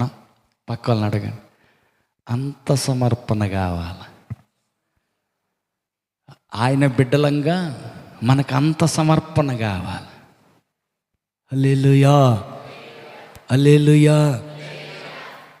ఒరే అబ్బాయా, నువ్వు కుర్రోడివి కాబట్టి గొట్టాలు గట్టరా, కోటం పెడదాం ఇయ్యాలా అని ఒక ముసలి పాస్టర్ పంచి కట్టుకొని, ముసలోడు కాబట్టి పంచి పెట్టుకుని చెట్టు ఎక్కలేక 2 గొట్టాలు కట్టరా పైన అబ్బాయా అన్నాడు. ఆ కుర్రోడు ఏమన్నాడు తెలుసా? ఎవరు ముసలోడా, పంచావుడా, నీ కళ్ళకి నేను ఎట్ట కనపడ్డా? నేను ఇంటర్మీడియట్ చదువుకున్నాను రా, చెట్లు ఎక్కి నీకు గొట్టాలు కట్టేవాళ్ళ కనపడ్డానా? నీకు వ్యతిరేకంగా ఏడ్ని చిచ్చి పెడతా చూడు పెట్టాడు. వామ్మో, ఇదేంటారు నాయన, ఆయన ఏం తప్పు అన్నాడు? అయ్యా నేను ముసలోడిని బాయ్, పంచి కట్టుకొని వణుకుతా నడుతున్నాడిని నేను, చెట్టు ఏమి ఎక్కేది? ప్రార్థన పెడుతున్నాగా పక్కన 10 ఇళ్ళకి వినపడుద్ది. వాళ్ళు కూడా దేవుడి వాక్యం ఈడకి రాలేకపోయినా వింటారు, మేలు కలుగుద్దని గొట్టం కట్టమన్నా. అంత మాత్రానికి నువ్వు అంత సీరియస్ అయింది? పాస్టర్ మాట అంటే ఆయనకు అంత వ్యతిరేకంగా, అంత కడుపులో నేను ఇంటర్ చదువుకున్న వాడిని నన్ను చెట్టు ఎక్కమంటావా? అబ్బో, ఎంత గొప్ప సమర్పణ ఇది, ఎంత గొప్ప విధేయత. హల్లెలూయా, హల్లెలూయా, హల్లెలూయా. మన సమర్పణ బట్టి దేవుడు వాడుకుంటాడు. మన త్యాగాన్ని బట్టి, మన విధేయతను బట్టి, మన యొక్క త్యాగాన్ని బట్టి దేవుడు వాడుకుంటాడు. గమనిస్తాడు మనలో ఏ మంచి గుణం ఉందో, ఏ మంచి లక్షణం ఉందో, మనలో ఏ లాంటి విధేయత ఉన్నదో, ఆ విధేయతను బట్టి దేవుడు వాడుకుంటాడు. దేవుడు వాడుకోవాలంటే మనలో ఏం కావాలా? విధేయత చూస్తాడు. హల్లెలూయా, హల్లెలూయా. సమర్పణ కావాలి. బలిపీఠ మీద ఇస్సాకును పెడితే అంటున్న మాట, నాన్న కాళ్ళు కట్టేయలా, నా కాళ్ళు కూడా కట్టేసేయి. జారిపోయి ఒక్క ఏటికే తెగి పడకపోతే తల, కాళ్ళు కొటకలాడుతా నీ ఒంటికి నా కాలు తగిలిందనుకో, బలి అపవిత్రమైద్ది. అందుకని దయచేసి కాళ్ళు కూడా కట్టేసేయి అంటే అంగీకరించినట్టేనా? నాన్న కత్తెత్తి చంపుతున్నాడు, కొడుకుని బలెత్తున్నాడు, ఒప్పుకున్నట్టేనా? ఒప్పుకోకపోతే అట్టెందుకు అంటాడు? నేటి పిల్లల్ని మంచిలు తెమ్మంటే కాళ్ళు పోయినాయా, తెచ్చుకోరాదా? అయ్యా కొట్టుకు పోయి కూరగాయలు తేరా అంటే, నీకేం రోగం, పోయి కొనుక్కొచ్చుకోపా, నేను ధ్యానం. హల్లెలూయా. ఇట్టటోళ్ళని దేవుడు వాడుకుంటాడు అంటావా? పొర్రపాటున వాడుకు. ఎందుకంటే వీళ్ళు పనికిరాని వాళ్ళు, దేవుడికి పనికిరారు, మనుషులకు పనికి వస్తారు. అట్టి జెండా కడతావా? నేను కడతాను రా. ఇటు ఎక్కడ కట్టమంటా, నేను ఆడు కట్టేస్తా, ఏం చేయమంటే ఆ పని చేస్తా. వాళ్ళకి పనికి వస్తారు, దేవుడికి పనికిరారు వీళ్ళు. హల్లెలూయా. ఎంఆర్ఓ గారు వచ్చారు. అబ్బాయి ఇక్కడ ప్లాట్లు ఇస్తున్నాం, ఇక్కడ కొలత పట్టుకో. అరే నేను కడత పట్టుకుంటానండి, నేను వస్తా సార్. ఎంఆర్ఓ చెప్పిన మాట జాగ్రత్తగా అంటా నేను, ఎందుకంటే ప్లాట్ ఇస్తాడుగా. మరి దేవుడి మాట ఓ అరే నాయన, ఆయన చెప్పుకుంటూనే ఉంటాడు. ఆయన చెప్పినట్టు నేనే ఆడినేది, నేనేమన్నా తిక్కలు అన్నా, నాకు ఎన్ని తెలివితేటలు ఉన్నాయంట. హల్లెలూయా. దేవుని యొద్ద మన జ్ఞానం ఎర్రితనం. హల్లెలూయా, హల్లెలూయా, హల్లెలూయా. కాబట్టి నీ నోటి మాటను బట్టి దేవుడు తీర్పు తీరుస్తాడు. మాటలో దోషమనదా ఒప్పుకొని క్షమాపణ కోరుకొని సమాధాన పడాలి. 2, నీ క్రియలను బట్టి దేవుడు తీర్పు తీరుస్తాడు. అబ్రహామును పిలిచాడు, కొడుకుని బలి ఇవ్వు అన్నాడు. అతని క్రియలను బట్టి సంపలేదు కానీ సంపేయటానికి సిద్ధమై కత్తిత్తితే దించు. నీ క్రియలను బట్టి ఇందు మూలంగా చదువమ్మా, కిందకి చదువు. 22వ అధ్యాయం ఆదికాండం.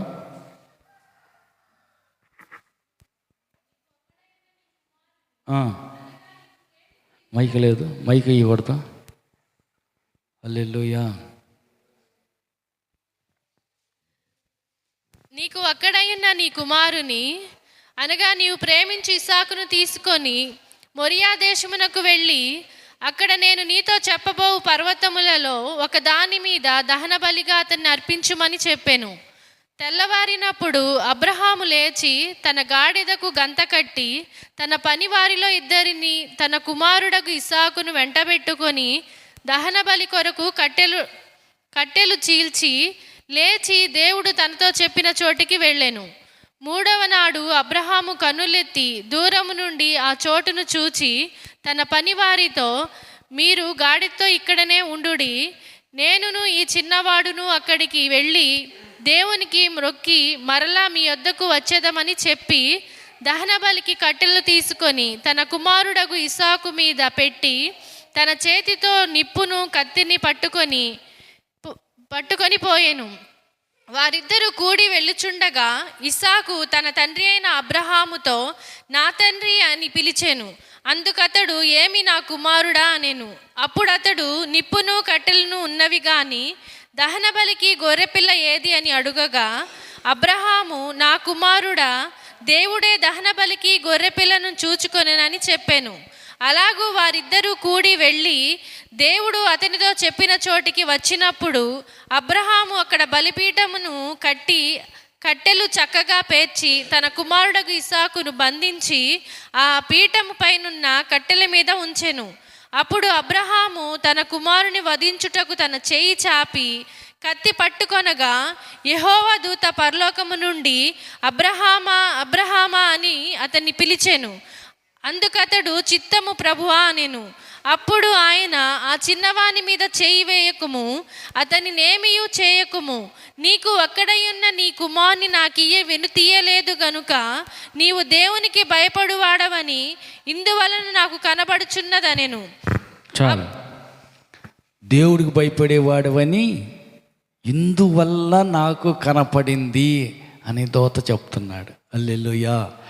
అక్కడ అబ్రహాం గారి మాట కూడా చూడండి, పనివాడితో చెబుతున్నాడు, నువ్వు ఎక్కడే ఉండు, మేము వెళ్ళి దేవునికి మ్రొక్కి మరలా వస్తాం. ఈయనకు తెలుసు బలిత్తానికి వెళ్తున్నాను, కొడుకు బలి ఇచ్చిన తర్వాత ఖాళీ బూడిదైపోతాడు అని. బలి ఇచ్చి వస్తాను అని అంటల్లా, ఇద్దరం వస్తాము అంటున్నాం, నేను వస్తాను అంటల్లా, వస్తాము అంటున్నాడు. అంటే బలి ఇస్తాను కరెక్టే, బూడిదైపోతాడు నాకు కొడుకు కరెక్టే, బూడిదలో నుంచి అయినా తిరిగి నాకు కొడుకుని ఇస్తాడు. ఆకాశ నక్షత్రాల వలె ఇసుక రేణువుల వలె నీ సంతానాన్ని విస్తరింపజేస్తానని వాగ్దానం చేశాడు. ఆ మాట గుర్తుంది. కాబట్టి చంపేయుడు, సావనీయుడు కొడుకుని అర్థమైపోయింది. అందుకనే అతను అంటున్నాడు, మళ్ళీ వస్తాం. కొడుకు అడుగుతున్న మాటకు సమాధానంగా, నాన్న నిప్పులున్నాయి, కట్టెలున్నాయి, గొర్రెది ఏమంటున్నాడు, దేవుడు చూసుకుంటాడు. హల్లెలూయా. విశ్వాసంతో అంటున్నాడు, దేవుడు చూసుకుంటాడు. హల్లెలూయా. చూసుకున్నాడా లేదా? ఎక్కడి నుంచి వచ్చిందో ఏమో కనపడకుండా అక్కడికి తీసుకొచ్చి అక్కడ గొర్రెలు పొట్టేలు యొక్క కొమ్ములు ఆ ముళ్ళ చెట్ల మధ్యలో ఇరకపోయేటట్టు చేసి అక్కడే పెట్టాడు. అది తీసి బలి ఇవ్వన్నాడు. బలి ఇచ్చేశాడు. ఇద్దరు ఇంటికి వచ్చేసారు. ఆమేన్. ఇంటికి వచ్చిన కాడ నుంచి మళ్ళీ అబ్రహాం ఎప్పటిలాగా కొడుకా బంగారం అంటాడా? పక్కన అడగనండి. మరుసటి రోజు నుంచి కూడా కొడుకా బంగారమా అంటాడా? నిన్న మొన్నట్లో ఉన్నంత ప్రేమ, అంత అతి ప్రేమ చూపిస్తాడంటావా? వద్దు. దేవుడికే ప్రథమ స్థానం. అందుకని ఏం చేయాలంటే మనం పరీక్ష రాకముందే, పరిస్థితులు మారకముందే మనం ఏం చేయాలా? దేవుడిని స్థానం, ప్రథమ స్థానం. ఆయన తర్వాతే మనకి ఇంకెవరైనా. ఆకాశమందు నీవు తప్ప. 73:25 చూడండి. కీర్తన 73వ కీర్తన 25 వచనం.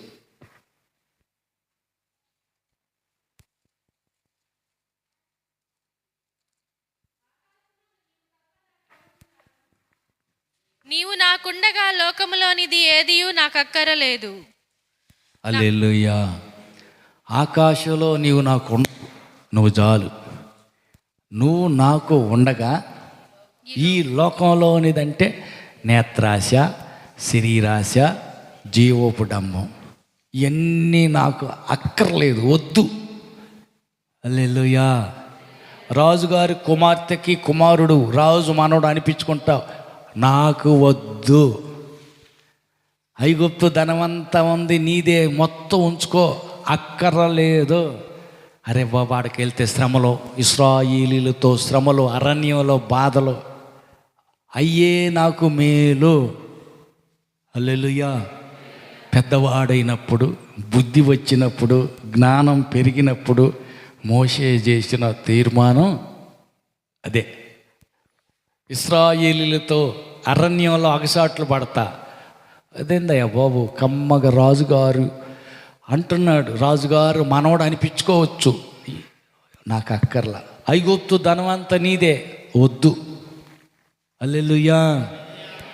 ఇక్కడ సుఖము భోగం అనుభవించవచ్చు, రాజభవంతిలో ఉండొచ్చు. అక్కడ అడవిలో రాళ్ళు రప్పలు చెట్లు గొట్ల మధ్య అక్కడ పడుకోవాలి. సుఖము భోగం అక్కర్లా, నాకు వద్దు, శ్రమ పడతా నేను. హల్లెలూయా. హల్లెలూయా. హల్లెలూయా. హల్లెలూయా. ఏంది 3 రోజులు ఉపవాస ప్రార్థన కదా, కొత్త సంవత్సరం వాగ్దానం కోసం ప్రార్థన చేసుకోవాలి కదా, ఈరోజు రాత్రి కొత్త సంవత్సరంలోకి వెళ్తాం కదా, ప్రార్థనకు రారా, ఊరుకో. చలి మంచు, ఎవడు పోతాడు? చేలో నీళ్ళు కడతానికి? అబ్బే మంచు లేదు, ఏం ఎచ్చగా ఉంటుంది. ఆడకైతే పోతా, ఎందుకంటే డబ్బులు వస్తాయి. చెవును పండితే రేపు డబ్బులు వస్తాయి, ఒడ్లు పండుతాయి. చర్చికి వెళ్తే ఏమవుతుంది? హల్లెలూయా. పెరిగి పెద్దవాడైనప్పుడు, బుద్ధి వచ్చినప్పుడు ఏమనుకున్నాడు? ఆయన బుద్ధి వచ్చినప్పుడే నా తండ్రి ఇంట్లో అనేకులకి సమృద్ధిగా భోజనం ఉంది, ఇక్కడేమో భిక్షాటం చేసి పందులు పొట్టు తింటున్నా, ఇది నాకు వద్దు. అది మంచిది. అర్థమైంది, విలువ తెలిసింది. ఈ మనిషికి విలువ తెలియదు. హల్లెలూయా. ఉపవాసం ఉండాలి 1, సల్లో మందిరంలో పడుకోవాలి 2. హల్లెలూయా. హల్లెలూయా. ఈ గొడవ అంత ఎందుకు? చేను కాడకు పోయి చల్లటి నీళ్ళు చేనుకి నీళ్లు కట్టుకొని, చేనుకు విత్తనాలు చల్లుకొని, చేలో రాత్రి అంతా నీళ్లు కడితే మడవలు తిప్పుకుంటూ ఉంటే అదే బాగుంటుంది. హల్లెలూయా. ఎందుకంటే విలువ తెలియలే, అది గొప్పదా ఇది గొప్పదా, ఏది మంచిది ఏదని. బుద్ధి వచ్చినప్పుడు అప్పుడు అర్థమవుతుంది. పొట్టు కంటే నా తండ్రి ఇంట్లో కమ్మని భోజనం, నేను తండ్రి ఇంటికి పోతా అని బుద్ధి వచ్చినప్పుడు వచ్చాడు. పెద్దవాడైనప్పుడు, అతనికి బుద్ధి వచ్చినప్పుడు, జ్ఞానం కలిగినప్పుడు ఐగుప్తు ధనం అక్కర్లే, తీసేయి. శ్రమలో దేవుని బిడ్డలతో శ్రమ అదే మేలు. ఐగుప్తులో రాజు కుమార్తె కుమారుడు మనవడు అనిపించుకోవచ్చు, అక్కర్లేదు, కాలు తన్నయి. ఏం కావాలా?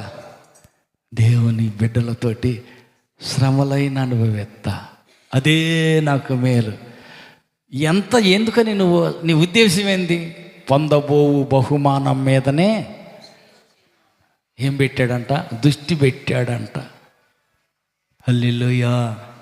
చేలో పని చేస్తే ఒడ్లు పండుతాయి, జొన్నలు పండుతాయి, మొక్కజొన్నలు పండుతాయి, పంట వస్తుంది, డబ్బులు వస్తాయి. డబ్బుల మీద దృష్టి పెట్టాడు కాబట్టి చలైనా వానైనా లేకపోతే చీకటైనా ఏదైనా అయ్యే లెక్కలో లేవు.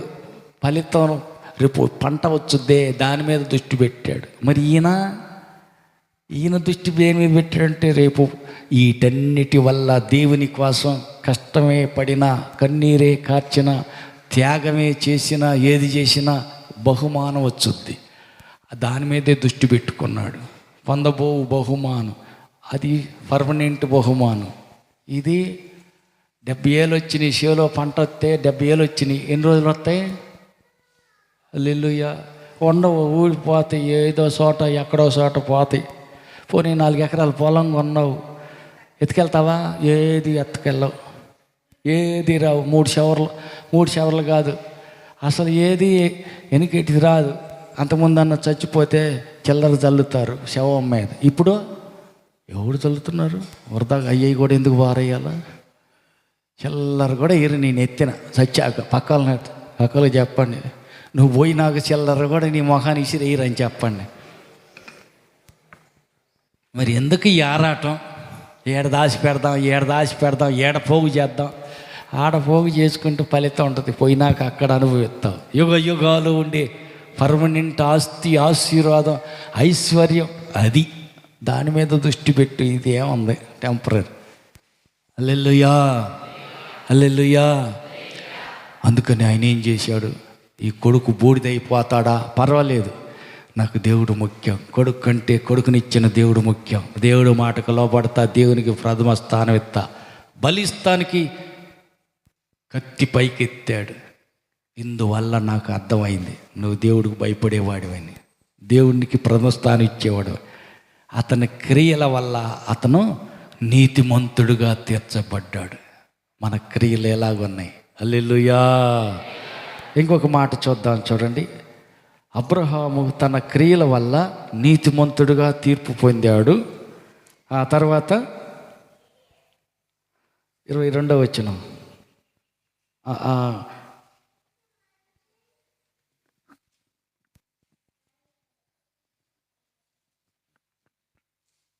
సామెతల గ్రంథం, యాకోబు పత్రిక ఇందాక 21వ అధ్యాయం చదివాం కదా. 22వ వచనం, 2:22. యాకోబు పత్రిక 2వ అధ్యాయం 22వ వచనం.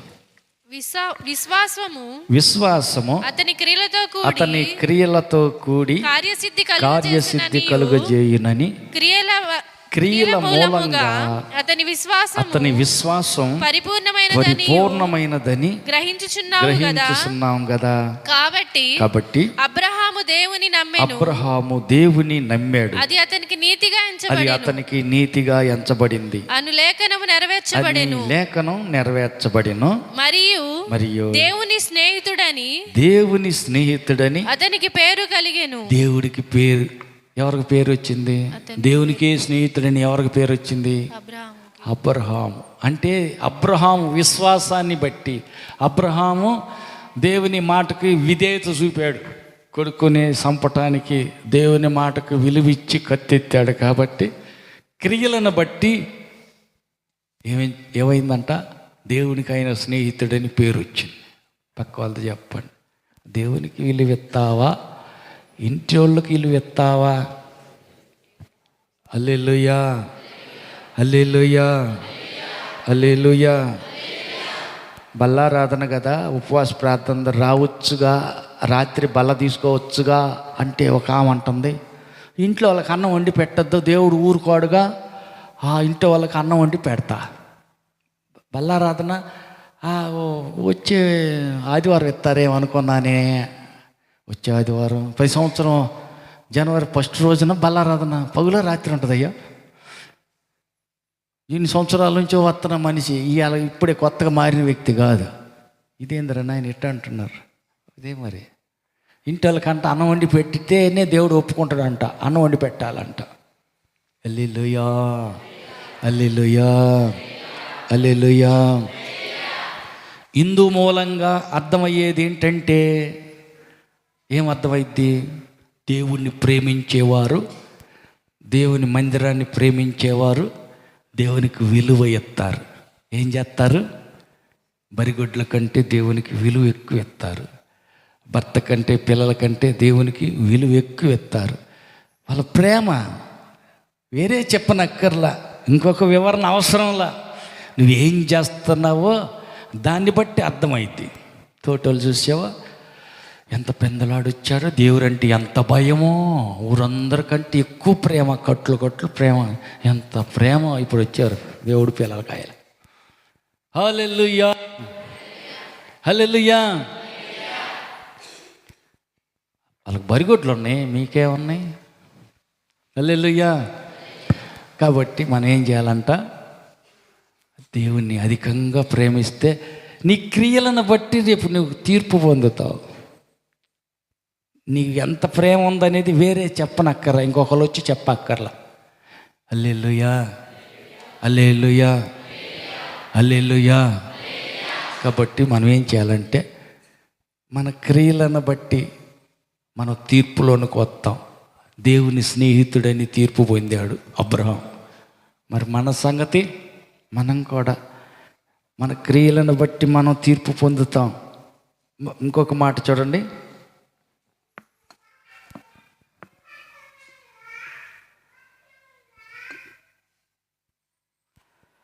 24 వచ్చిన కూడా కిందది 24.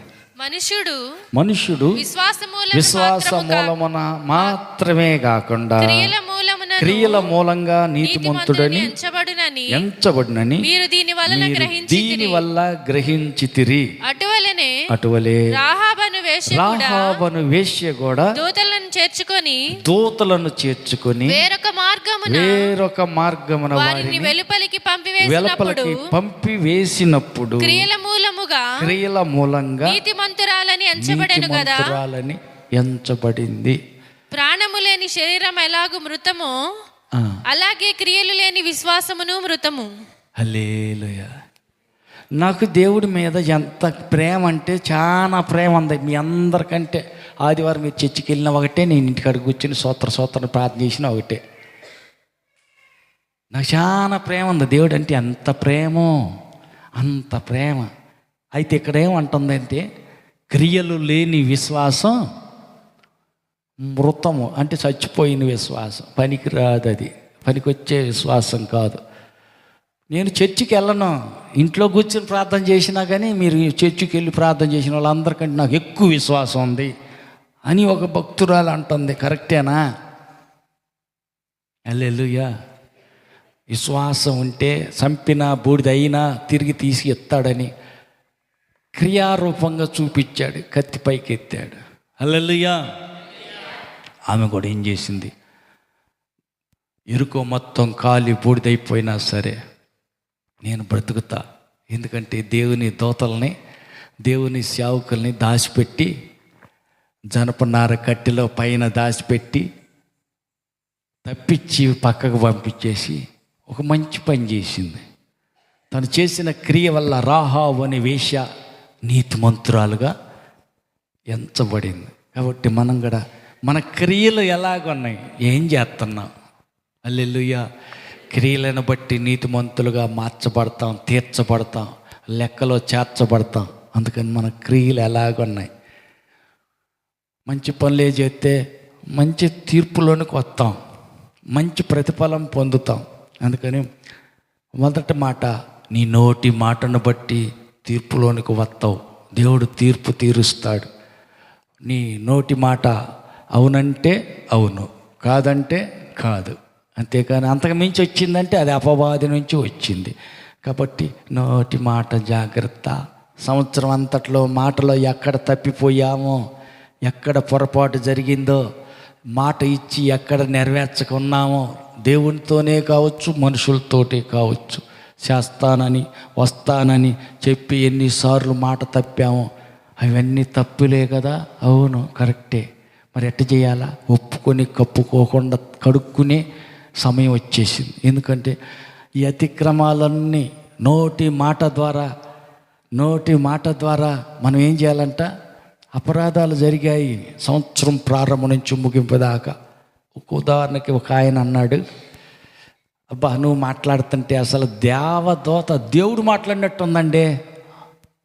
అవునా? మరి ఏందనుకున్నాను నేను మాట్లాడితే? ఆయన మౌనంగా ఉన్నాడు. అంటే ఒప్పుకున్నట్టేగా నేను దేవుడినని. వెంటనే పురుగులు పడి వచ్చాడు ఆడికి. వామ్మో ఏంది ఇది? ఏం చెప్పాలి? ఎమ్మటే పొగుడుతున్నారు కరెక్టే, ఎమ్మటే ఏం చెప్పాలా? అయ్యో నేను దేవుడు అంతటోడిని కాదయ్యా, అట్ట అనగాకండి, నాదేమీ లేదు. బాగా పాడగలిగానంటే దేవుని దయ, బాగా 4 మాటలు చెప్పగలిగానంటే దేవుడి దయ, నాదేముందయ్యా అని ఒప్పుకోవాలి. వెంటనే ఖండించాలి. ఖండించకపోయినందుకు ఏమైందంట? పురుగులు పడి చచ్చాడు. అది కూడా తప్పేనా? తప్పు కాకపోతే పురుగులు ఎందుకు పడతాయి? వెంటనే ఆడికి ఎందుకు చచ్చిపోతాడు? అబ్బో, పక్క వాళ్ళతో చెప్పండి, నిన్ను కూడా పురుగులు పడి చావాలని అక్కడక్కడ డప్పు కొడతారు, గొప్ప చేస్తారు, ఊదర కొడతారు, గాలి కొడతారు. అబ్బో నీ అంతటోళ్ళు ఎవరున్నారు? అబ్బా నువ్వు పాట పాడుతుంటే బయట ఏమింటున్నాయి? కాకులు ఆలకెత్తున్నాయి. కాకుల కోయల్లా హల్లెలూయా పొగుడుతారు. అప్పుడు ఏం చేయాలన్నా, ఒరే బాబు నాదేం లేదు, దేవుని దయ వల్ల ఏదన్నా చిన్న కొద్దిగా పాట పాడానంటే దేవుని కృప వల్ల, నాది గొప్పతనం ఏమి లేదు. వెంటనే అనగొట్టాల. అరబాకు, అటు చెప్పబాకు, నా గొప్ప ఏమి లేదు. నేను తగ్గవలసి ఉన్నది, దేవుడు హెచ్చవలసి ఉన్నది. పక్కన వాళ్ళు హెచ్చిస్తారు, పక్కన వాళ్ళు గొప్ప చేస్తారు, పక్కన వాళ్ళు పొగుడుతారు. వాళ్ళు పొగుడుతున్నారని చెప్పి మౌనంగా ఉండకూడదు. ఏం చేయాలంటే నోరు అరబాకు, నేనేం పాటవాడిని, నేనెంత మాత్రం వాడిని, నాదేం లేదు. నేను ఏదైతే అయ్యున్నానో దేవుని దయ వల్ల, నేను ఏదైతే కలిగి ఉన్నానో దేవుని దయ వల్ల. హల్లెలూయా హల్లెలూయా. కాబట్టి ఇట్ట పక్కన పొగిడే వాళ్ళు కూడా ప్రమాదకారకులే. అయ్యో మనల్ని పొగుడుతున్నారంటే మనం మెచ్చిపోకూడదు, మన మౌనంగా ఉండకూడదు.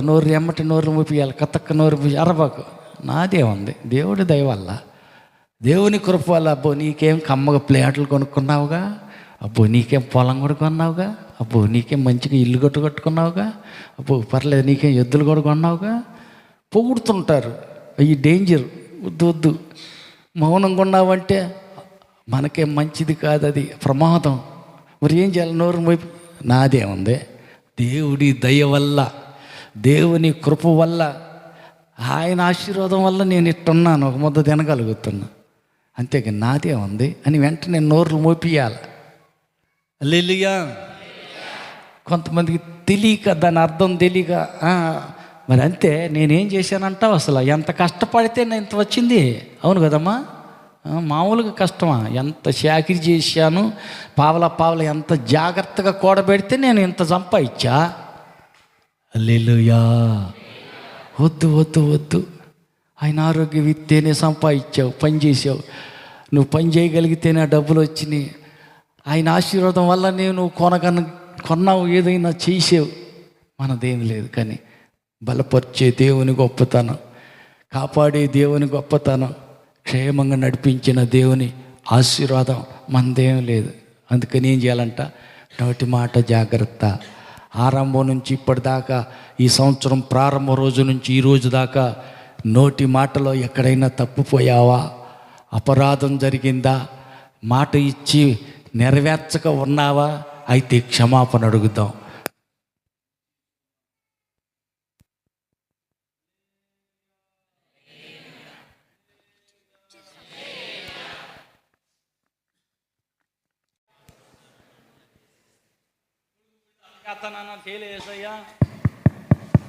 హల్లెలూయా. నువ్వు కానీ ఒక కొడుకునిచ్చి ఆశీర్వదిస్తే నేను అటు చేస్తాను ఇటు చేస్తాను అన్నాను, కానీ చేయలేదు ఏసయ్యా. ఏం చెప్పరేంది అంటే ఈ మాటలో మీరు తప్పిపోదేదన్నమాట. చాలా మంచి వాళ్ళు అన్నమాట. అయితే చాలా సంతోషం. హల్లెలూయా. ఈ రోగం కానీ తగ్గిందంటే ఏం చేస్తా? 3 రోజులు ఉపవాసం ప్రార్థన చేస్తా. చేసావా? చేయలా? మరి అట్టాటివన్నీ ఈ సమస్య వచ్చింది, ఈ అప్పు ఎట్ట తీరద్దా అని చూసా, ఏం చేయాలి ఏం అర్థం కాల. యేసయ్యా ఎట్లా కనికరించి నాకు కానీ అప్పు తీరిందంటే ఏదో చేస్తాను అన్నావు, అది నీకే తెలియాలి. మరేం చేయాలా? తవ్వుకొని ఒక్కొక్కసారి మొత్తం జ్ఞాపకం చేసుకొని కోలబడి తగలబడి కూర్చుని ఏం చేయాలంట? ఇల్లు కట్టేవాడు ముందు ఏం చేస్తాడు? కూర్చుని అక్కడ తగలబడి కూర్చుని నేను రాసి ఉంటుంది బైబిల్లో. తగలబడి అంటే నిప్పంటించుకొని కాదు, ఒకచోట ప్రశాంతంగా కూర్చొని ఆలోచిస్తాడు. పిల్లర్లు వేయాల, రూములు కట్టాల, పైన స్లాబ్ వేయాలి, పైన గదులు కట్టాల, తలుపులు పెట్టాల, కిటికీలు పెట్టాల, దాంట్లో లెట్రూమ్ బాత్రూమ్లు కట్టాలి, దానికి బేషన్లు కావాలి, ఇంకా అన్నీ కావాలి కదా. వాటన్నిటికీ ఎంత ఇద్ది? మరి అన్ని డబ్బులు ఉన్నాయా? కడతానా? కట్టగలుగుతానా లేదా? కట్టగలుగుతా, సరిపోతాయి డబ్బులు, ఓకే సరే. ఇంకా అప్పుడు సరిపోదా, డబ్బులు ఉన్నాయి కడతాను అనుకుంటేనే పని మొదలు పెడతాడు, అంతే కదా. ఇప్పుడు మనం కూడా ఏం చేయాలంట? తగలబడి కూర్చుని ఏం చేయాలా? ఆరంభం నుండి ఇప్పటిదాకా నేనేం చేశా, దేవుడికి ఏ మాట ఇచ్చా, మనుషులకు ఏ మాట ఇచ్చా, ఏం చేస్తానని చెప్పి ఏది నెరవేర్చకుండా ఆగిపోయా, తప్పిపోయా, మరి అటన్నిటిని ఒప్పుకునే టైం వచ్చింది. ఎందుకంటే కొత్త సంవత్సరంలో వాగ్దానం పొందుకోవాలి కదా.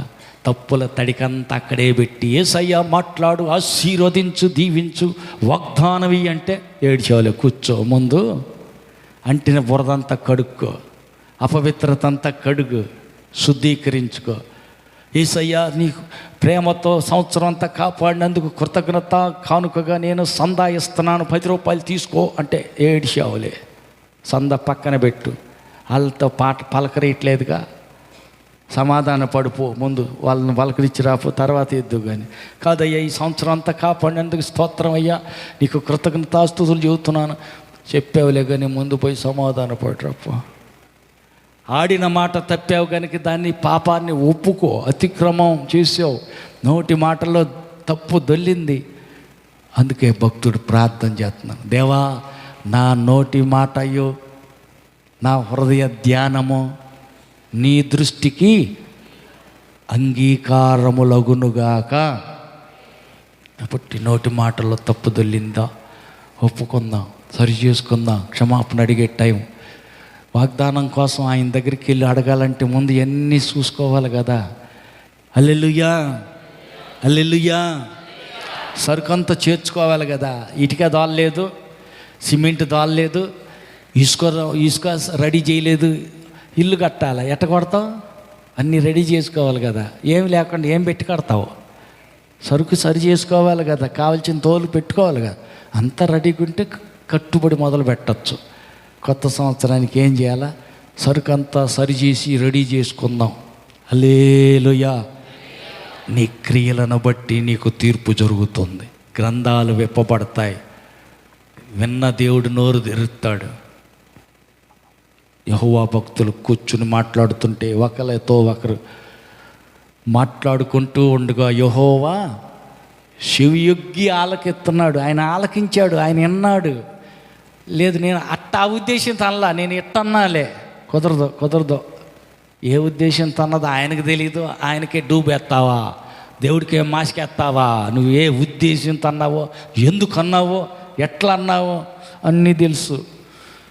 కాబట్టి ఆయన నోటి మాట సాక్ష్యం ఆయన గ్రంథంలో రాయబడి ఉన్నది. ఇద్దరు యెహోవా భక్తులు ఒకరితో ఒకరు మాట్లాడుకునేటప్పుడు ఆయన సన్నిధిలో ఒక గ్రంథం రాయబడి ఉన్నది. అన్ని గ్రంథాలు రాసి ఉంది, రికార్డు ఒకటి ఉంది. మూడోది పలికిన ప్రతి మాట ఆకాశంలో రికార్డ్ అయిపోతూ ఉన్నాయి, అన్నీ అందులో ఉన్నాయి. ఎక్కడికి ఇవ్వాల, ప్రతి మాట వెలుగులోనికి వచ్చింది. సాటున చెవుల్లో చెప్పుకున్న గొసగొస మాటలన్నీ ఆ దినమున మిద్దె మీద బహిరంగంగా ప్రకటించబడతాయి. అబ్బో, అందరి ముందు చెబుతారా?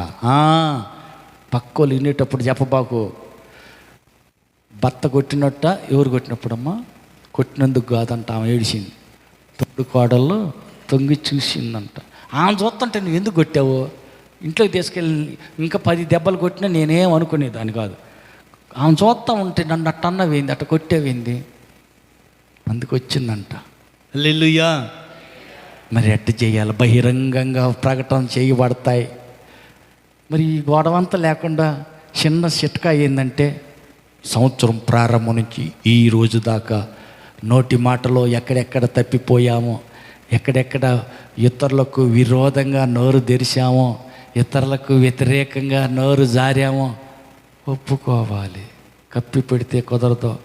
సరుకు ఇల్లు కడటానికి కావాల్సిన ఇటుక, సిమెంటు, ఇసుక అన్నీ సిద్ధం చేసినట్టు అన్నీ రెడీ చేసుకోవాలి. సాటనన్నది. మోషే వినలేదు. అన్న చెల్లెలు ఇద్దరు ఉన్నారు. ఏందన్న వాడు? ఎవరు వాడే? ఎవరమ్మాయి? మోషగాడు. ఏందంట? వాడు ఒక్కడితోటేనా దేవుడు మాట్లాడింది? మనతో మాట్లాడలేదు. వాడు ఆడబోయేవాడు. నేను కానీ జమ్ము పెట్టెలో పెట్టి, ఆ జమ్ము పెట్టెలో పెట్టి నైల్ నదిలో వదలకపోతే రాజుగారి ఇంట్లోకి పోయాడు. ఇవాళ ఏందో పెద్ద భక్తుడు అయ్యాడు, పెద్ద ప్రవక్త అంట. దేవుడు ఆయనతో నేను మాట్లాడింది, నాతో కూడా మాట్లాడిల్లా.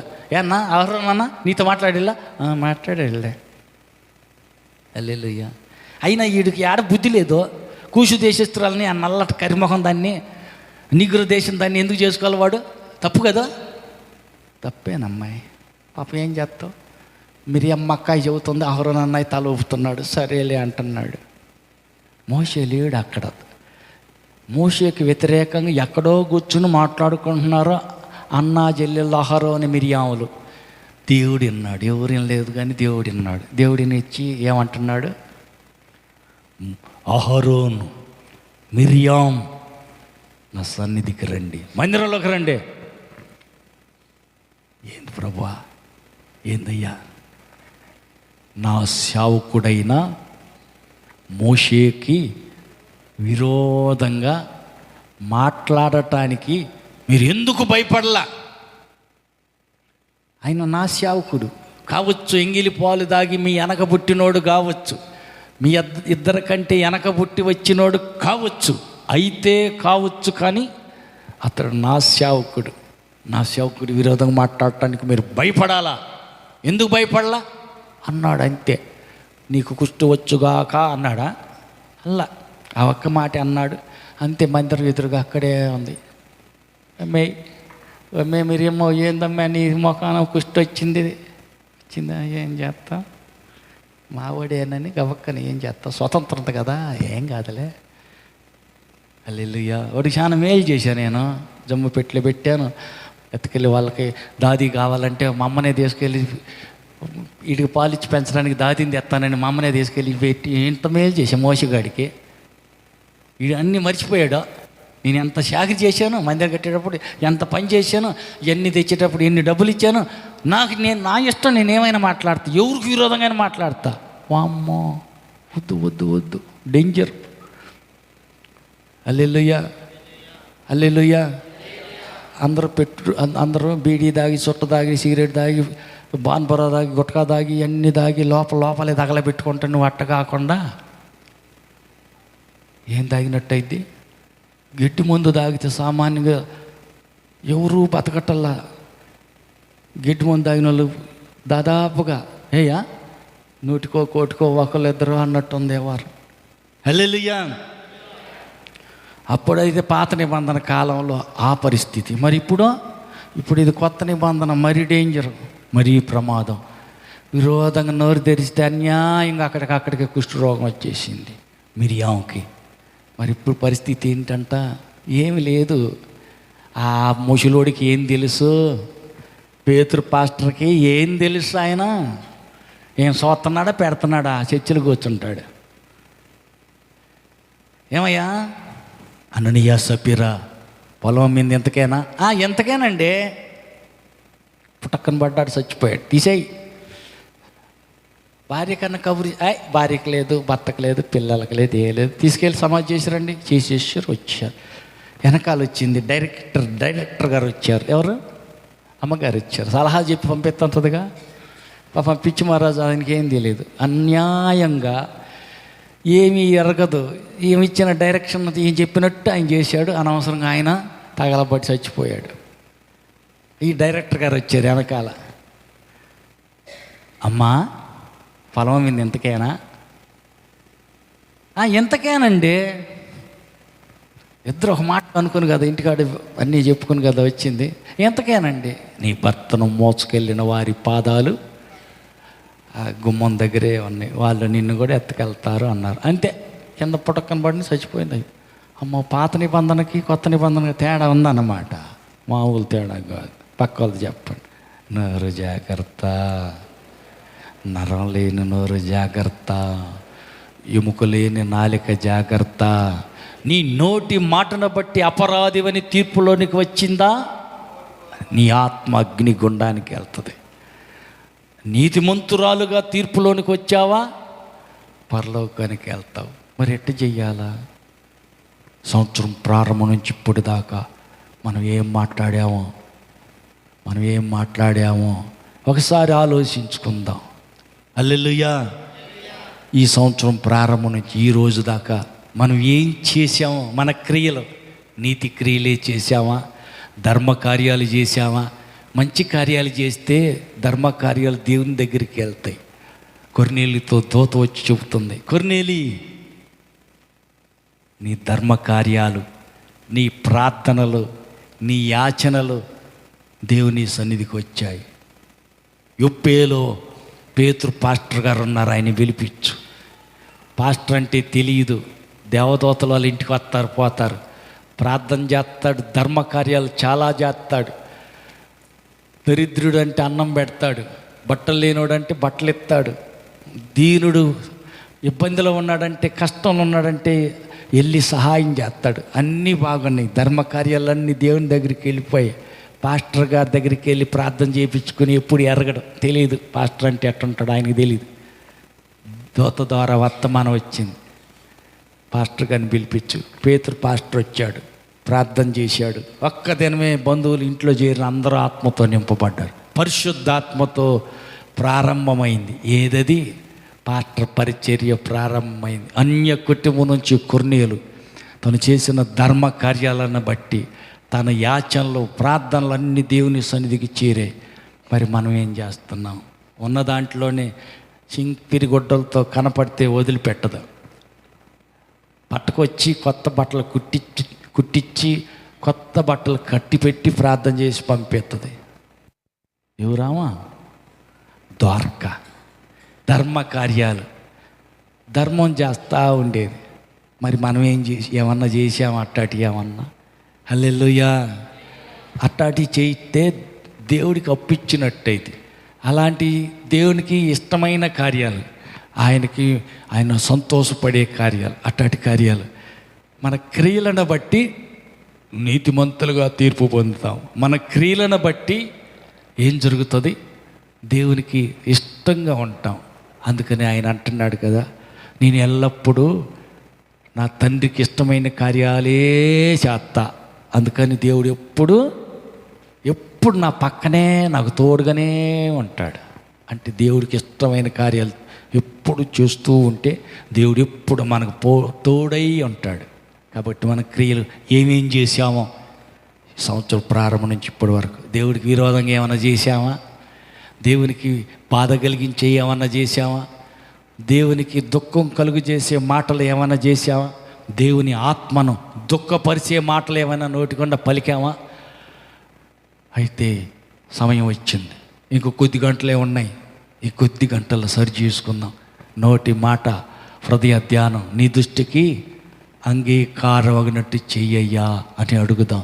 మన క్రియల్లో ఏడైనా తప్పు దొల్లినట్టుంటే గుర్తు చేసుకొని అన్నీ కడుక్కుందాం, శుద్ధీకరించుకుందాం, సిద్ధపడదాం. ఆ రీతిగా మనందరినీ పరిపూర్ణంగా పరిశుద్ధపరచుదురుగాక. ఆమె లేచి నిలబడదాం, ప్రార్థన చేద్దాం. లేచి నిలబడదాం, కళ్ళు మూసుకుందాం, చేతులెత్తి ప్రార్థన చేద్దాం. నా క్రియలు, నా హృదయ ధ్యానము, నా నోటి మాట నీ దృష్టికి అంగీకారమగునుగా కానీ ఆయనతో అడిగి ప్రార్థన చేసుకుందాం. తెలిసి తెలియక నోటి మాటలో కానీ నా క్రియల్లో కానీ బాధ కలిగిస్తే క్షమించు ప్రభా, శుద్ధీకరించయ్యా, నన్ను పరిశుద్ధపరచయ్యా.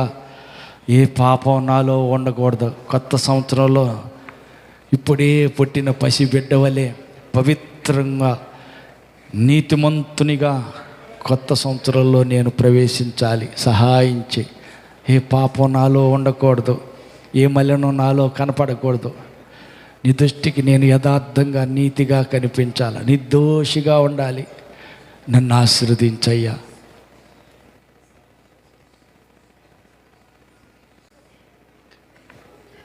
దయాళుడైన దేవా, నీకు వందనాలయ్యా. ఈ సంవత్సరం ఆరంభం నుంచి ముగింపు వరకు మా నోటి మాటలో కానీ మా క్రియలలో కానీ నిన్ను బాధ పెట్టి ఉంటే దయచేసి క్షమించండి. మాట ద్వారా క్రియ ద్వారా జరిగిన ప్రతి మలినాన్ని నీ రక్తంలో కడగండి. నూతన మనస్సు, నూతన హృదయం మాలో పుట్టించండి. నీ ఆత్మలో ఒక్కొక్కరిని కడిగి శుద్ధీకరించి నూతన సంవత్సరంలో ప్రవేశించబోతున్న మాకు కొత్త సంవత్సరానికి కావలసిన వాగ్దానం మాకు దయచేయండి. మాలో ఏ ఒక్కరూ అయోగ్యులంగా బలలో చేయి వేయకూడదు. అందరికీ తగిన అర్హత యోగ్యత దయచేయండి. రాలేకపోయిన బిడ్డల దయతో క్షమించండి. నీ బిడ్డలైన వారు దీనులై తాము తగ్గించుకొని ఎదురైతే పశ్చాత్తాపంతో నోటి మాటను, హృదయ ధ్యానాన్ని, చేసిన క్రియలను శుద్ధీకరించమని బ్రతిలాడుతున్నారు. హృదయపూర్వకంగా ప్రార్థిస్తున్నా. ప్రతి వారి దోషం కడగబడునుగాక. విలువైన మీ రక్తంలో బిడ్డలు శుద్ధులగుదురుగాక. ఆత్మలో బిడ్డలు పరిశుద్ధపరచబడుదురుగాక. అర్హత కలిగిన వారిగా అధికారపూర్వకమైన బిడ్డల వలె నీ మాట తీసుకుని నూతన సంవత్సరంలో అడుగుపెట్టుదురుగాక. ఆ రీతిగా నీ వీళ్ళైన వారిని ఒక్కొక్కరిని బలపరిచి నూతన దర్శనంతో, నూతన స్వరంతో, నూతన వాగ్దానంతో నూతన సంవత్సరంలోనికి ప్రవేశింపజేయుదురుగాక. కృపతో ఒక్కొక్కరిని జ్ఞాపకం చేసుకోమని, ప్రతి ఒక్కరిని బలపరిచి అభిషేకించి ఎత్తుపట్టు వాడుకోమని ఘనత, మహిమ, ప్రభావాలు మీకు చెల్లిస్తూ ఇన్ని బిడ్డలందరినీ దీవించమని కోరుతూ మహిమతో మధ్య ఆకాశానికి రానున్న మా ప్రభు రక్షకుడైన యేసు నామములో ప్రార్థించి వేడుకుంటున్నాము తండ్రి. ఆమేన్. మన ప్రభు అయిన యేసు క్రీస్తు కృపయో, తండ్రి అయిన దేవుని ప్రేమయో, పరిశుద్ధాత్మ యొక్క అన్యోన్య సహవాసం కూడి వచ్చిన మనకున్న సర్వలోక పరిశుద్ధులందరికీ సదాకాలం తోడయండి నడిపించుగాక. ఆమేన్. హల్లెలూయా, హల్లెలూయా, హల్లెలూయా. ఆమేన్.